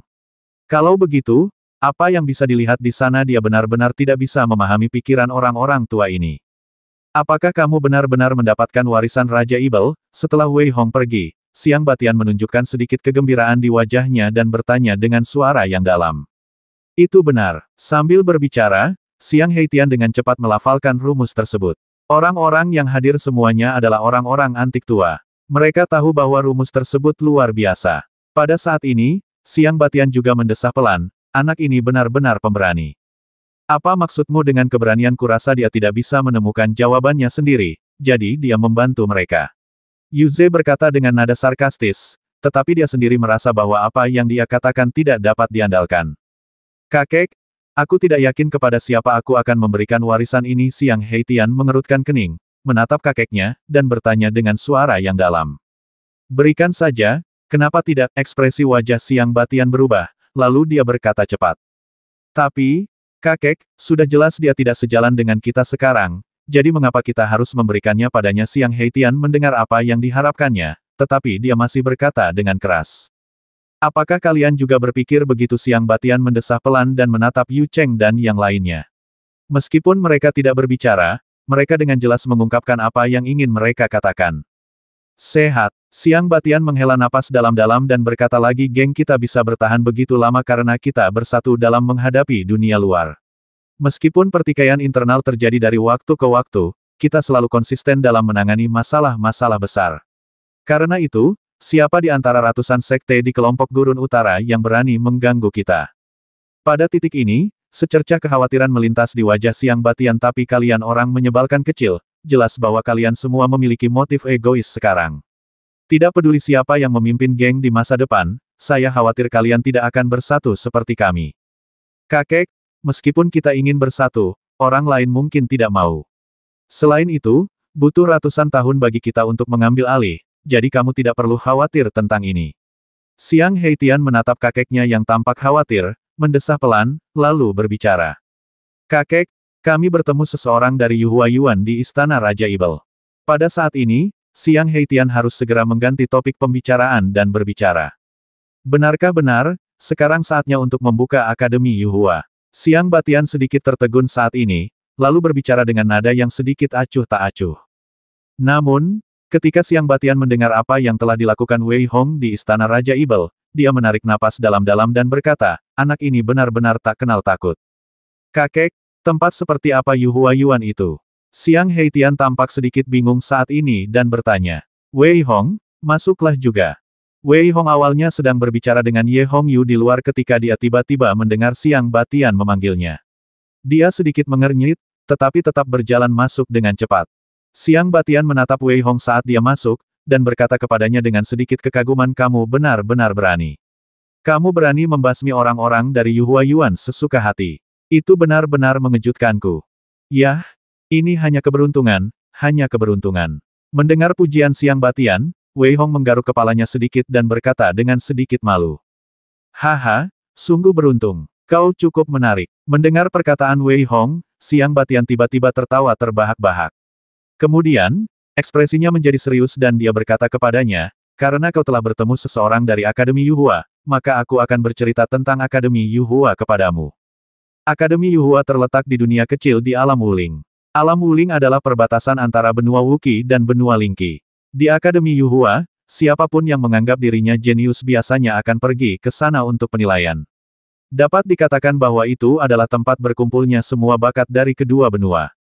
Siang Batian mengucapkan hal ini dengan nada kehidupan yang sedikit berubah-ubah saat ini. Ternyata tempat itu seperti itu, dan ada benua lain di luar benua Wuqi. Yu Cheng sedikit tertegun dan berkata dengan suara linglung. Omong kosong apa yang kau bicarakan? Nak kau pikir benua Wuqi itu besar padahal, itu hanya setetes air di lautan. Lagi pula, tidak ada yang tahu kapan Akademi Yuhua didirikan. Dia sudah lama di sini. Dan, di mana? Dapat dikatakan bahwa monster yang tak terhitung jumlahnya dari benua kelompok domain akan pergi ke sana untuk bertarung. Selain kedua benua ini, orang-orang dari benua lain juga akan pergi ke sana. Setelah mendengar perkataan Siang Batian, tidak hanya Wei Hong, tetapi juga mata Siang Heitian menunjukkan secercah kerinduan. Wei Hong juga ingin menguji di mana dia akan berada dan prestasi seperti apa yang akan dia raih. Jangan terlalu optimis. Akademi Yuhua hanya dibuka sekali setiap beberapa ratus tahun, dan setiap kali dibuka, akan menarik banyak jenius. Selain itu, di Akademi Yuhua, ada murid terdaftar, murid luar, murid dalam, murid inti, dan murid sejati. Namun, tahukah kamu pertarungan untuk murid terdaftar saja cukup brutal, dan kalian dapat bersaing untuk murid luar. Siang Batian melihat ekspresi sedikit kerinduan dari beberapa orang, dan berkata kepada mereka tanpa sopan santun. Mendengar perkataannya, Siang Heitian menunjukkan ekspresi tidak bisa berkata apa-apa. Kakek, apakah kamu bercanda? Aku adalah raja setengah langkah, tetapi aku hanya bisa menjadi murid luar. Aku hanya bercanda, aku masih berbicara baik-baik tentangmu. Dengan tingkat kultivasimu, aku khawatir akan sulit bagimu untuk menjadi murid terdaftar. Siang Batian mendengus dingin dan berkata dengan kasar dan menekan. Pada saat ini, Siang Batian berkata, untuk situasi spesifiknya, jika kamu tidak percaya, kamu bisa pergi ke perpustakaan bersama Wei Hong nanti untuk melihatnya dengan saksama. Singkatnya, aku katakan kepadamu, jika kamu benar-benar ingin pergi ke sana, aku khawatir kamu akan mati. Ada begitu banyak orang jenius di dunia Wuling, dan banyak yang menganggap dirinya jenius telah jatuh, jadi sebaiknya kamu pikirkan baik-baik, apakah akan pergi atau tidak. Setelah keluar dari kediaman Siang Batian, Wei Hong masih dalam keadaan terkejut. Bisa dikatakan bahwa perkataan Siang Batian hampir membuka jendela baru bagi Wei Hong. Awalnya, Wei Hong tahu bahwa selalu ada orang yang lebih baik darimu, tetapi dia tidak tahu bahwa para jenius jahat juga memiliki kamp konsentrasi mereka sendiri. Wei Hong, apakah kamu akan mengikuti ujian? Sambil menatap Wei Hong, dia bertanya pada He Tian. Pergi, kenapa tidak itu medan perangku? Aku tidak percaya bahwa aku, Wei Hong, lebih buruk dari yang lain. Yang kurang dariku hanyalah waktu. Ketika aku memikirkan apa yang terjadi di sana, darahku terisi dan seluruh tubuhku mendidih. Wei Hong berkata dengan tekad yang kuat. Menurutnya, dia harus pergi.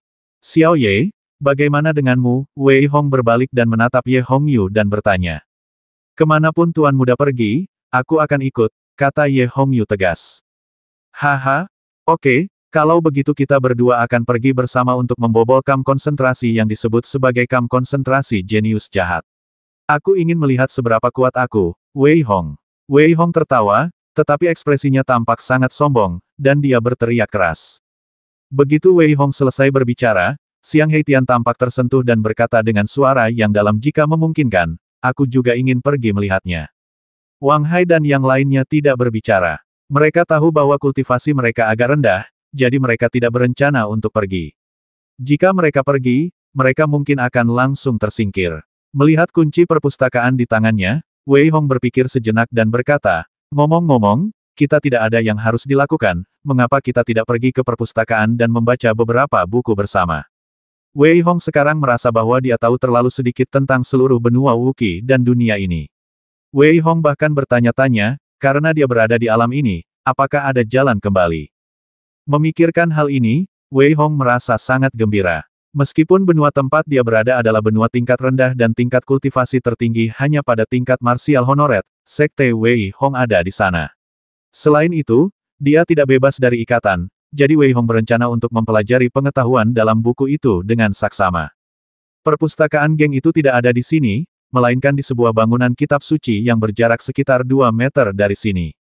Perpustakaan itu dibangun oleh beberapa leluhur yang memiliki kultivasi hebat di masa lalu, tepat di 2 celah sempit yang agak tersembunyi. Selain itu, tidak perlu khawatir sama sekali, karena orang luar sama sekali tidak dapat melihatnya. Setelah jalan-jalan kemarin, Wei Hong jadi sedikit paham dengan geng ini. Sama seperti di negeri darah merah, semua orang di sini menguasai ilmu bela diri. Namun, yang berbeda dari negeri darah merah adalah para pendekar ini berasal dari geng yang berbeda. Menurut apa yang dikatakan Yu Cheng tadi malam, Siang He Tian terlalu baik kepada orang lain dan akhirnya dimanfaatkan, menyebabkan para prajurit di sini memandangnya seolah-olah dia adalah wabah. Ini juga memberi Wei Hong pemahaman yang lebih dalam tentang Siang He Tian. Pada saat yang sama, dia menjadi semakin terkesan dengan pria kejam yang mampu menjebak Siang He Tian. Pi Fan, itulah nama yang paling sering didengar Wei Hong tadi malam. Orang yang bisa membuat Siang He Tian dan Yu Cheng menggertakkan giginya mungkin bukan orang baik. Saat ini, setelah berputar beberapa kali, dia tiba di Changsu Yue. Hanya ada tebing curam di kedua sisi, dan di tebing itu berdiri perpustakaan yang agak megah seperti pagoda. Siang He Tian tertawa saat ini dia, ayo masuk. Begitu mendengar suara yang tidak mengenakan itu, saya tahu bahwa manusia burung itu akan kembali. Tepat saat suara Siang He Tian baru saja jatuh, sebuah suara dengan sedikit aura yang terdengar, dan ekspresi Siang He Tian menjadi sangat suram. Wei Hong melihat ke arah suara itu dan melihat beberapa prajurit berjalan ke arah ini. Orang yang berbicara adalah seorang pria yang tampak agak feminin. Dia memiliki wajah yang cerah dan tidak berjanggut. Dia memegang pisau kecil di tangannya dan sedang bermain-main dengan kukunya. Kata-katanya bercampur dengan sedikit kesan maskulin, yang membuat Wei Hong sangat marah. Sisi, apa kau mencari masalah lagi? Sebelum Siang He Tian sempat mengatakan apapun, Yu Cheng tiba-tiba menjadi marah, menatap dingin ke arah pria yang sedikit feminin itu, dan berteriak keras. Oh, kepala botak kecil, kau masih saja kasar. Bisakah kau memanggilku Wei Liang? Pria yang dipanggil banci itu mengeluarkan suara sedikit sarkastik dan berbicara. Bodoh amat John denganmu, bicaralah dengan normal. Bukankah ini menjijikkan? Yu Cheng hampir ingin muntah dan berkata dengan keras. Kau pilih-pilih. Ngomong-ngomong, bagus juga kalian kembali. Kupikir kalian sudah mati di sana. Wei Liang berkata dengan kilatan permusuhan di matanya dan tertawa kecil. Jangan khawatir, kami tidak akan mati bahkan jika kamu mati. Wang Hai tersenyum tipis, tidak marah sama sekali, dan langsung melawan. Ini perpustakaan, tidak semua orang bisa masuk. Kau benar-benar membawa orang luar masuk, ini tidak baik. Lagi pula, mungkinkah mereka adalah pembantu yang kau undang? Apakah kau siap untuk mengakui kekalahan? Wei Liang masih mencubit hidungnya dan berbicara dengan suara lembut. Haha, kamu tidak perlu khawatir tentang itu. Sebaiknya kamu berhati-hati. Jangan lakukan hal yang sama seperti terakhir kali kami melihatmu di luar, di mana kamu menanggalkan pakaianmu dan memperlihatkan dua pantat putihmu yang besar. Kata-kata santai Xiang Heitian membuat Wei Liang marah. Pada saat ini, mata Wei Liang menunjukkan sedikit permusuhan, yang jelas berbeda dari penampilannya sebelumnya. Dia menatap Wei Hong dan berkata dengan muram, karena ini adalah pembantu yang kamu undang, biarkan aku menguji kemampuannya. Begitu dia selesai berbicara, Wei Liang langsung bergerak dan hendak menyerang Wei Hong. Pada saat ini, pemandangan kelabu melintas, dan kemudian Wei Liang berteriak, sial, sakit sekali, dari mana guk-guk liar ini datang? Sial, kaki Nangui ini bau sekali. Dari mana datangnya banci ini? Seber meludah beberapa kali ke tanah dan berkata dengan keras. Kamu, Wei Liang menatap Seber dan menunjuknya dengan marah.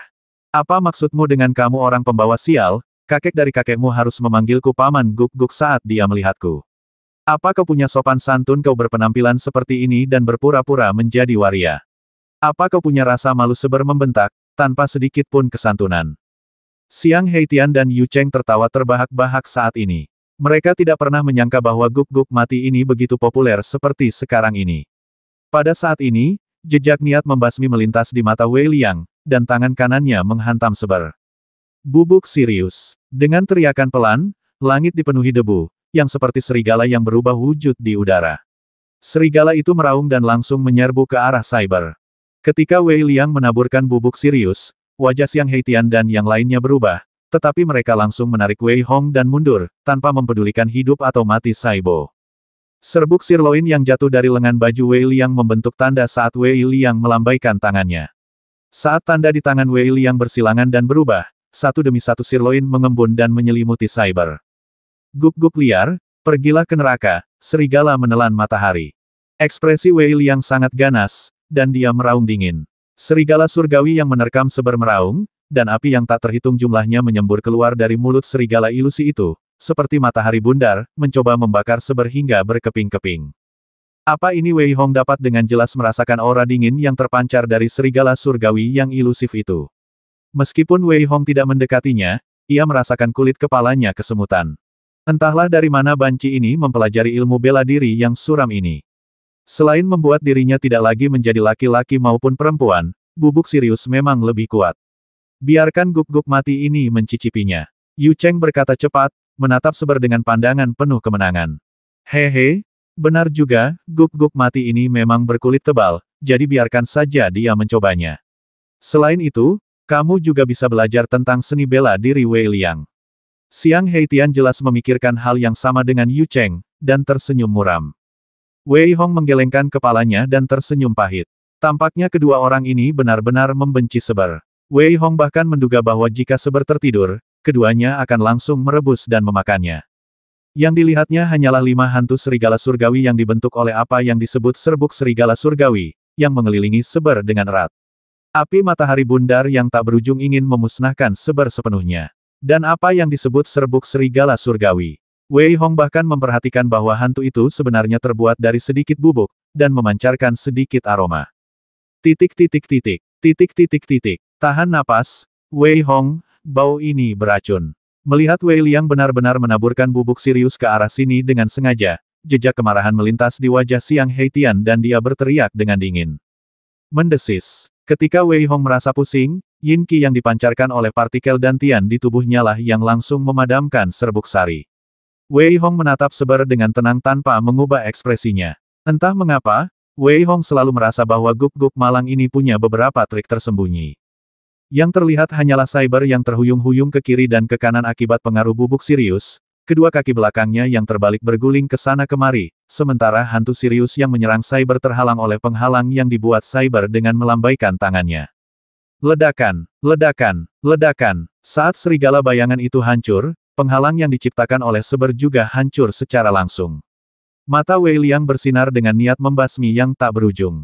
Sosoknya bergerak seketika, dan pedang virtual muncul di tangannya, menebas Seber dengan keras. Wajah Wei Hong berubah, dan saat hendak menyelamatkannya, ia melihat senyum aneh terpancar di mata Seber.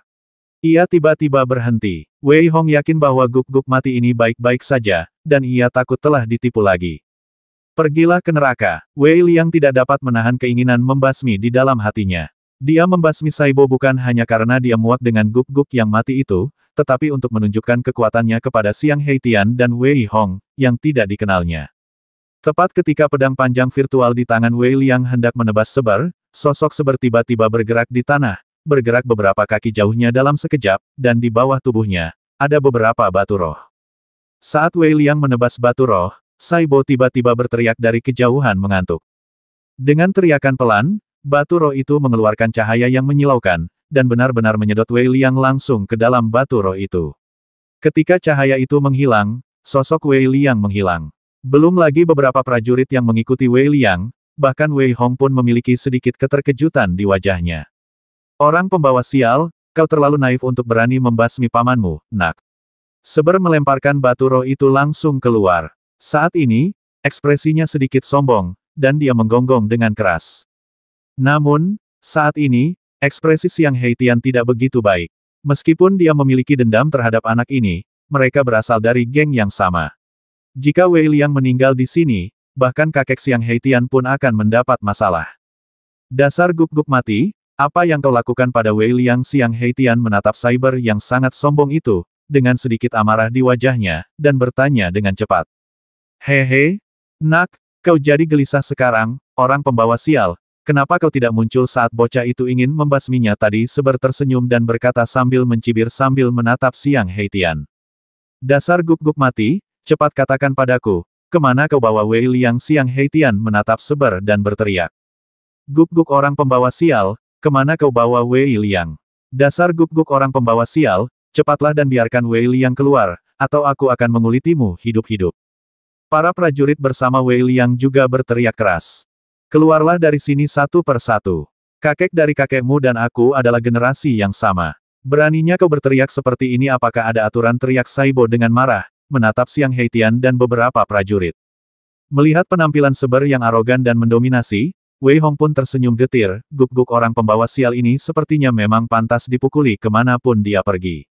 Seber, kemana kau bawa Wei Liang? Wei Hong menyadari saat ini bahwa Seber sudah bertindak terlalu jauh, dan ia pun berbicara cepat. Jangan khawatir, aku tidak menyebarkan berita itu karena aku takut orang-orang tua itu akan menjadi gila, kata Seber dengan acuh tak acuh. Namun, Wei Hong memahami kepribadian Seber dan tidak dapat menahan diri untuk bertanya dengan suara pelan, kemana kamu memindahkannya?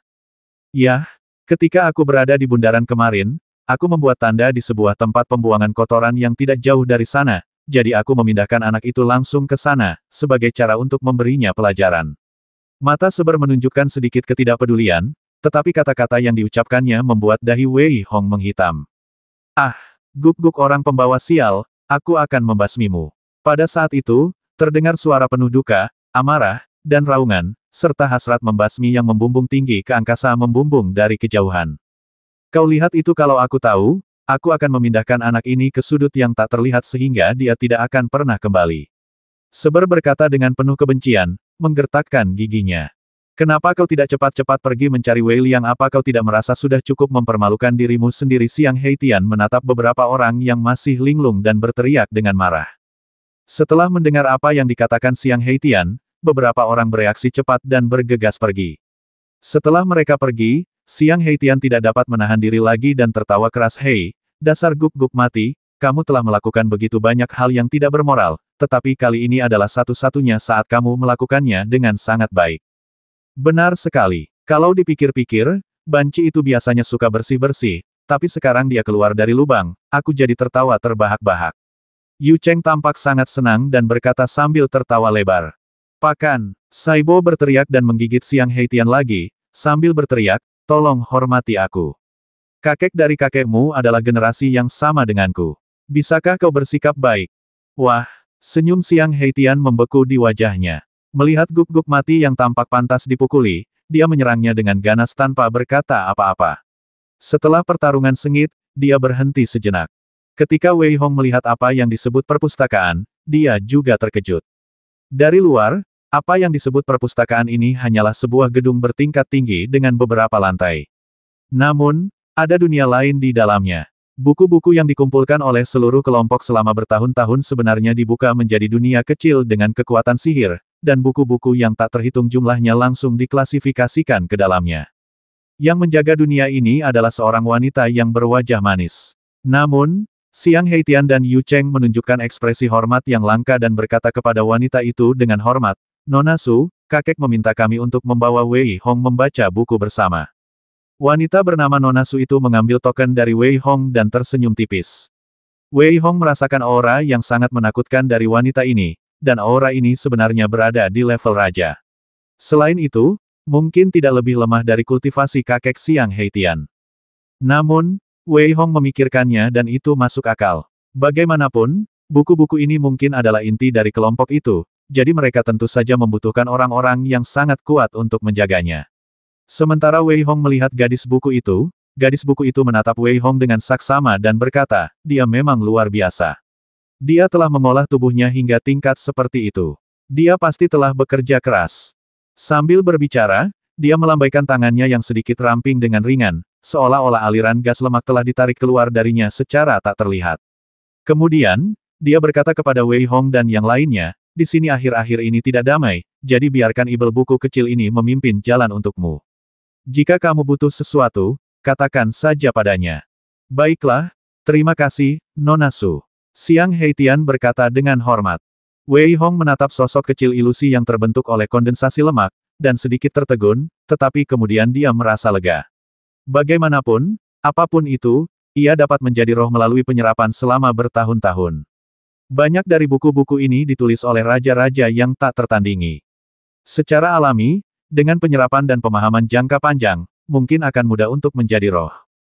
Monster buku gemuk itu tingginya hanya beberapa puluh sentimeter, dan memancarkan cahaya lembut di sekujur tubuhnya, tetapi terlihat sangat imut. Seber mengikutinya dari belakang, meneteskan air liur, dan siap mengikuti Wei Hong. Siapa sangka saat Seber hendak masuk, gadis pecinta buku itu justru melambaikan tangan kanannya pelan, lalu seberkas cahaya putih menghalangi Seber dari dalam, dan berkata pelan, maaf, perpustakaan punya peraturan, sampah dan guk-guk tidak boleh masuk. Ketika Seber mendengar gadis buku itu berbicara dengan sangat serius dan tanpa canda, dia hampir pingsan, dan Wei Hong juga bingung apakah harus tertawa atau menangis. Bersambung. Wang, apa yang kau katakan lagi, aku akui bahwa kau memiliki tingkat kultivasi yang tinggi, tetapi ketika aku berkeliling dunia, aku khawatir kau belum terbentuk. Seber menatap gadis buku di depannya, merasakan diskriminasi yang hebat, dan berteriak keras. Mendengar pertanyaan Seber, gadis buku itu sama sekali tidak marah. Ia melambaikan tangannya dengan ringan, dan sinar cahaya menyinari tubuh Seber. Kemudian, Seber menghilang begitu saja di tempat. Kalian masuklah dan lihatlah. Aku hanya memaksanya keluar sementara. Gadis Tibet itu berbalik, menatap Wei Hong, dan menjelaskan dengan lembut. Setelah mendengar penjelasan gadis buku itu, Wei Hong langsung mengikuti monster buku itu dan berjalan masuk. Setelah berjalan agak jauh, Xiang Heitian dan yang lainnya tidak tahan lagi dan tertawa terbahak-bahak. Itulah yang pantas dia dapatkan karena membiarkan guk-guk orang pembawa sial ini berkeliaran liar. Benar sekali. Dari tatapan mata guk-guk mati itu tadi, kurasa tidak akan ada masalah jika kita membiarkannya masuk. Haha, guk-guk orang pembawa sial ini, aku hampir mati karena tertawa. Melihat penampilan mereka, Wei Hong sekali lagi merasakan betapa orang-orang membenci Saibo. Setelah bercanda, Xiang Heitian menatap Wei Hong dengan serius dan berkata, Wei Hong, jika kau bertanya padaku apa hal terpenting dalam kelompok ini, perpustakaan ini bisa menduduki peringkat pertama. Ada begitu banyak buku di sini, bahkan ada yang mencapai pencerahan dan menjadi raja di sini. Jadi, ketika kakekku memintamu datang ke sini untuk membaca buku, kakek-kakek lainnya sangat terkejut. Gadis buku tadi sebenarnya juga seorang ibel buku, tetapi dia sudah ada di sini sejak para leluhur mendirikan industri buku. Oleh karena itu, selama bertahun-tahun, dia telah menjaga perpustakaan, dan tidak ada yang berani mengganggunya. Mendengar perkataan Xiang Heitian, Wei Hong mengangguk pelan. Ia sebenarnya sudah menebaknya, karena dari gadis buku itu, Wei Hong bisa dengan jelas merasakan jejak napas sastrawan, semacam napas kutu buku. Baiklah, kamu lihat saja sendiri, kita akan kembali dengan cara yang sama seperti saat kita datang. Pada saat ini, Xiang Heitian tersenyum tipis dan berbicara. Apa Wei Hong terkejut, karena dia pikir mereka akan pergi bersama. Mengapa mereka tiba-tiba mundur? Haha, kalau kamu bisa memahami dengan baik di sini, mungkin butuh waktu beberapa bulan. Kami sudah membaca sebagian besar buku di sini, dan kami datang ke sini hanya untuk menemanimu. Selain itu, kami masih harus bertarung dengan orang menyebalkan di luar sana. Aku harap kamu bisa segera keluar. Tidak peduli kamu bisa menerobos atau tidak, geng kami akan berkumpul dalam waktu setengah tahun. Saat itu, kamu harus keluar. Xiang Heitian tertawa, lalu dia membawa Yu Cheng dan yang lainnya pergi. Wei Hong tidak bertanya mengapa mereka tidak mencari informasi tentang Akademi Yuhua. Mungkin mereka mendambakan tempat itu tetapi tidak bertekad untuk pergi ke sana. Pada saat ini, ibel buku gemuk itu berkata kepada Wei Hong, informasi apa yang ingin Anda cari, Tuan? Aku ingin mencari informasi tentang Akademi Yuhua. Wei Hong berkata dengan suara berat kepada ibel buku itu. Tuan, silakan ikut saya. Banyak pendahulu kelompok kita yang dulu berpraktik di Akademi Yuhua, jadi mereka semua meninggalkan beberapa naskah. Begitu Wei Hong selesai berbicara, siluman buku gemuk itu langsung teringat dan membawa Wei Hong pergi. Sebenarnya, kultivasi masing-masing monster buku ini tidak terlalu rendah. Jika mereka memadatkan tubuh mereka, mereka dapat langsung meninggalkan perpustakaan dan menjadi manusia. Namun, ini hanya cerita selanjutnya. Mengikuti monster buku, Wei Hong melangkah maju. Sambil berjalan, Wei Hong membaca deretan buku kuno, yang memancarkan kekuatan yang kuat. Beberapa monster buku tampaknya sedang berlatih, dan mereka benar-benar berubah menjadi banyak meja. Monster buku ini seperti siswa sekolah dasar, mendengarkan dengan saksama. Desir, desir, desir. Pada saat ini, di deretan rak lainnya, sebenarnya ada beberapa monster buku yang sedang bertarung. Suara gemuruh dan pertarungan yang tak henti-hentinya mengejutkan Wei Hong secara diam-diam. Namun, monster buku itu berkata, ini adalah buku-buku seni bela diri. Karena ada terlalu banyak monster buku, kita perlu mengidentifikasi seorang pemimpin. Saat berjalan, Wei Hong tiba-tiba merasa seperti berada di lautan buku. Dengan pandangan sekilas, dia mengingat semua buku dalam benaknya. Meskipun dia tidak dapat memahaminya untuk saat ini, Wei Hong merasa bahwa kondisi pikirannya perlahan membaik. Wei Hong sempat berpikir untuk melahap semua monster buku, karena selama dia melahap mereka, dia secara alami akan mempelajari ilmu yang ada di buku tanpa guru. Namun, belum lagi apakah gadis-gadis buku itu akan menghajarnya sampai mati jika dia melahap mereka. Dengan karakter Wei Hong, dia tidak akan melakukan hal yang begitu kejam. Saat berjalan, indera spiritual Wei Hong mulai memindai dunia. Pada saat ini, Wei Hong menemukan bahwa buku-buku yang awalnya sulit dipahami sebenarnya mudah dicerna oleh Wei Hong. Pada saat ini, Rana Wei Hong juga meningkat seiring dengan peningkatan kondisi mentalnya, dan sebagai hasilnya, tingkat kultivasinya juga meningkat secara bertahap dan mantap. Buku-buku di sini terlalu penting bagi Wei Hong. Wei Hong telah berlatih membasmi sepanjang waktu, yang seperti jalan seorang pejuang. Namun, jika dia ingin menjadi raja atau kaisar, dia masih perlu meningkatkan pengalamannya. Kombinasi seni bela diri dan sipil adalah jalan seorang raja. Yang lebih penting, buku-buku di sini bukanlah buku-buku biasa. Semuanya adalah buku-buku yang telah ditambahkan oleh generasi yang lebih tua dengan wawasan dan pengalaman mereka sendiri. Seperti Wei Hong yang menyatu dengan kehidupan orang lain dan dengan demikian merasakan hidup dan mati, kesedihan dan kegembiraan seseorang. Keadaan pikiran seperti ini dapat dikatakan terlalu berharga, terlalu berharga. Saat dia berjalan masuk, aura pada Wei Hong menjadi semakin kuat. Terkadang, Wei Hong adalah seorang pendekar pedang yang kesepian, memancarkan aura pendekar pedang yang dingin dan tak terkalahkan. Terkadang, Wei Hong adalah seorang sastrawan, memancarkan aura seorang pria yang telah bekerja keras sepanjang hidupnya untuk kelangsungan hidup semua orang. Aura itu terus berubah dan saling mengubah.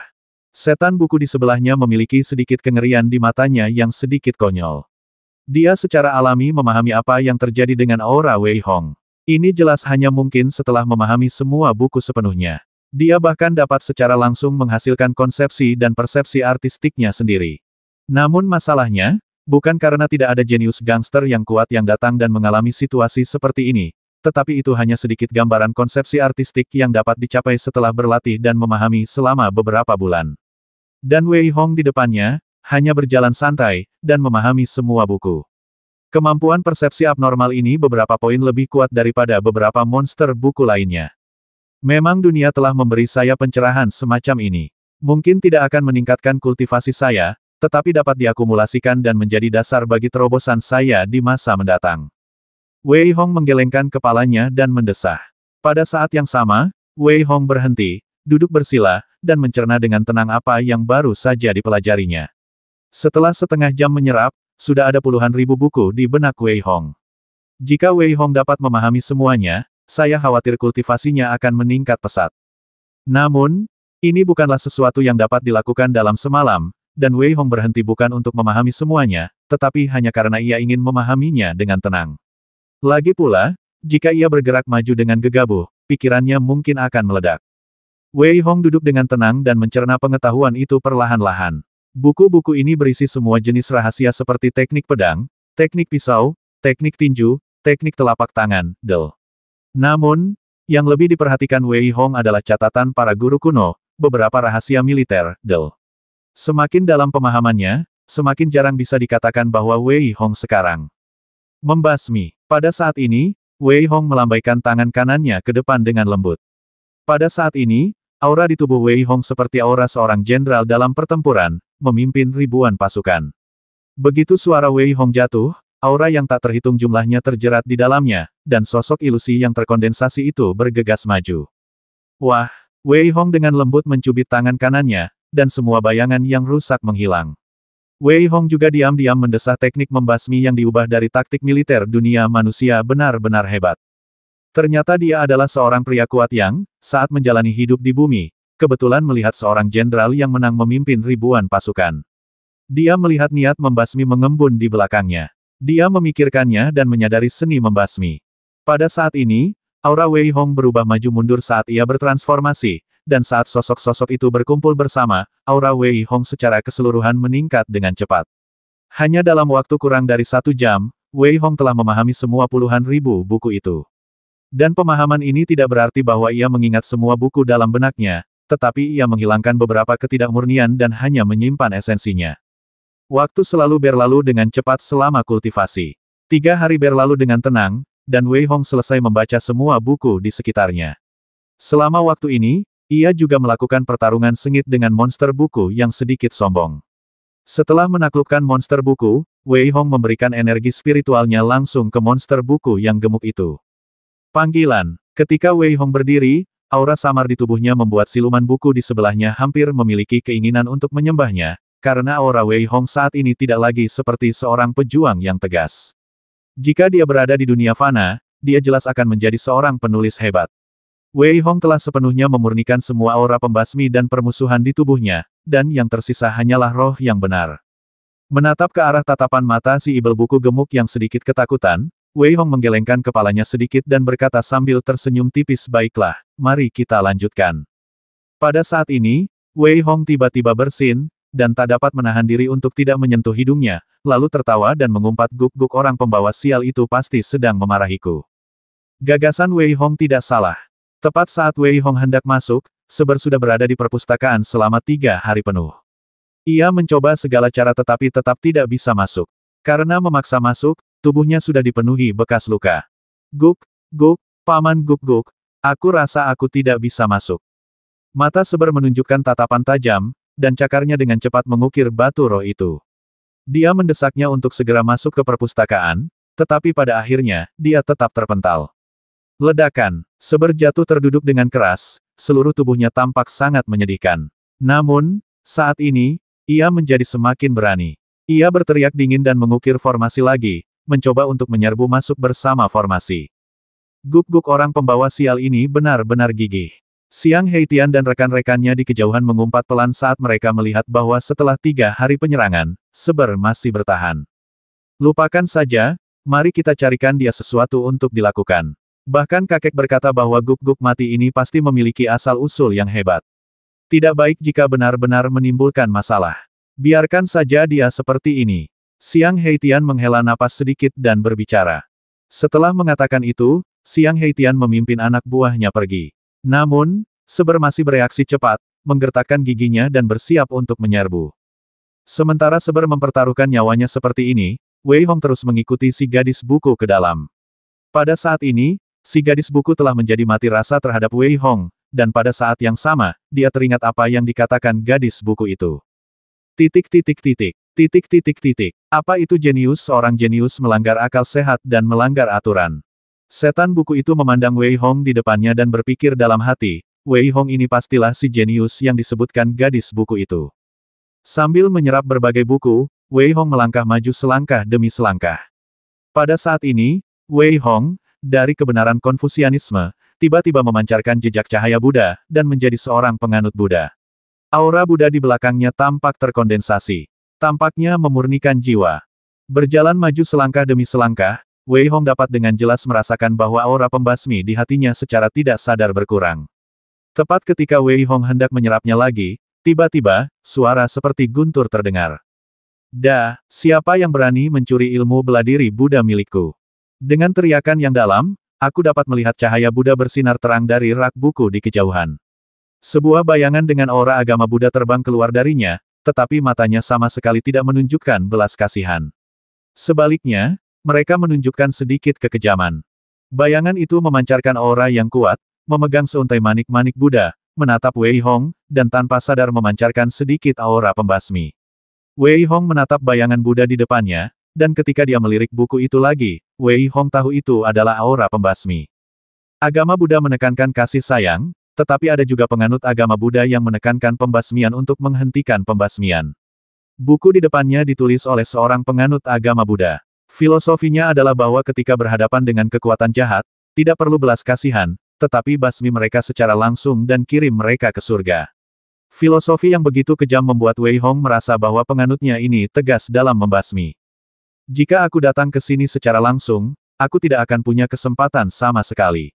Kau bahkan bisa membasmiku dengan menjentikkan jari. Dan kau, hanyalah monster buku kecil. Apa kau benar-benar berpikir kau adalah seorang guru Buddha? Wei Hong menatap monster buku di depannya dan tersenyum dingin. Saat ini, Wei Hong sudah memiliki jalannya sendiri dalam pikirannya. Oleh karena itu, bahkan kekuatan agama Buddha tidak dapat memengaruhinya. Kamu berani sekali. Karena kamu keras kepala, aku akan memberimu tumpangan. Setan buku itu berteriak keras, dan bayangannya memancarkan cahaya Buddha sepanjang 1000 kaki. Saat tangannya menari, cahaya Buddha sepanjang 1000 kaki itu seperti susunan pembasmi yang padat. Itu baru saja memancarkan cahaya lembut, tetapi dalam sekejap, itu dipenuhi dengan niat membasmi. Sebuah pukulan dilontarkan, dan di bawah cahaya Buddha, itu adalah tinju pembasmi yang besar, menutupi Wei Hong. Pada saat ini, wajah Wei Hong memancarkan seringai mencari kematian. Setelah selesai berbicara, Wei Hong tiba-tiba mencengkeram bayangan itu dengan tinju naga hijaunya. Di bawah cahaya Buddha yang bersinar, tinju naga hijau yang mengerikan itu tampaknya mampu menghancurkan bayangan itu dalam sekejap seperti sepotong kayu kering dan kayu lapuk di bawah serangan susunan pembasmi.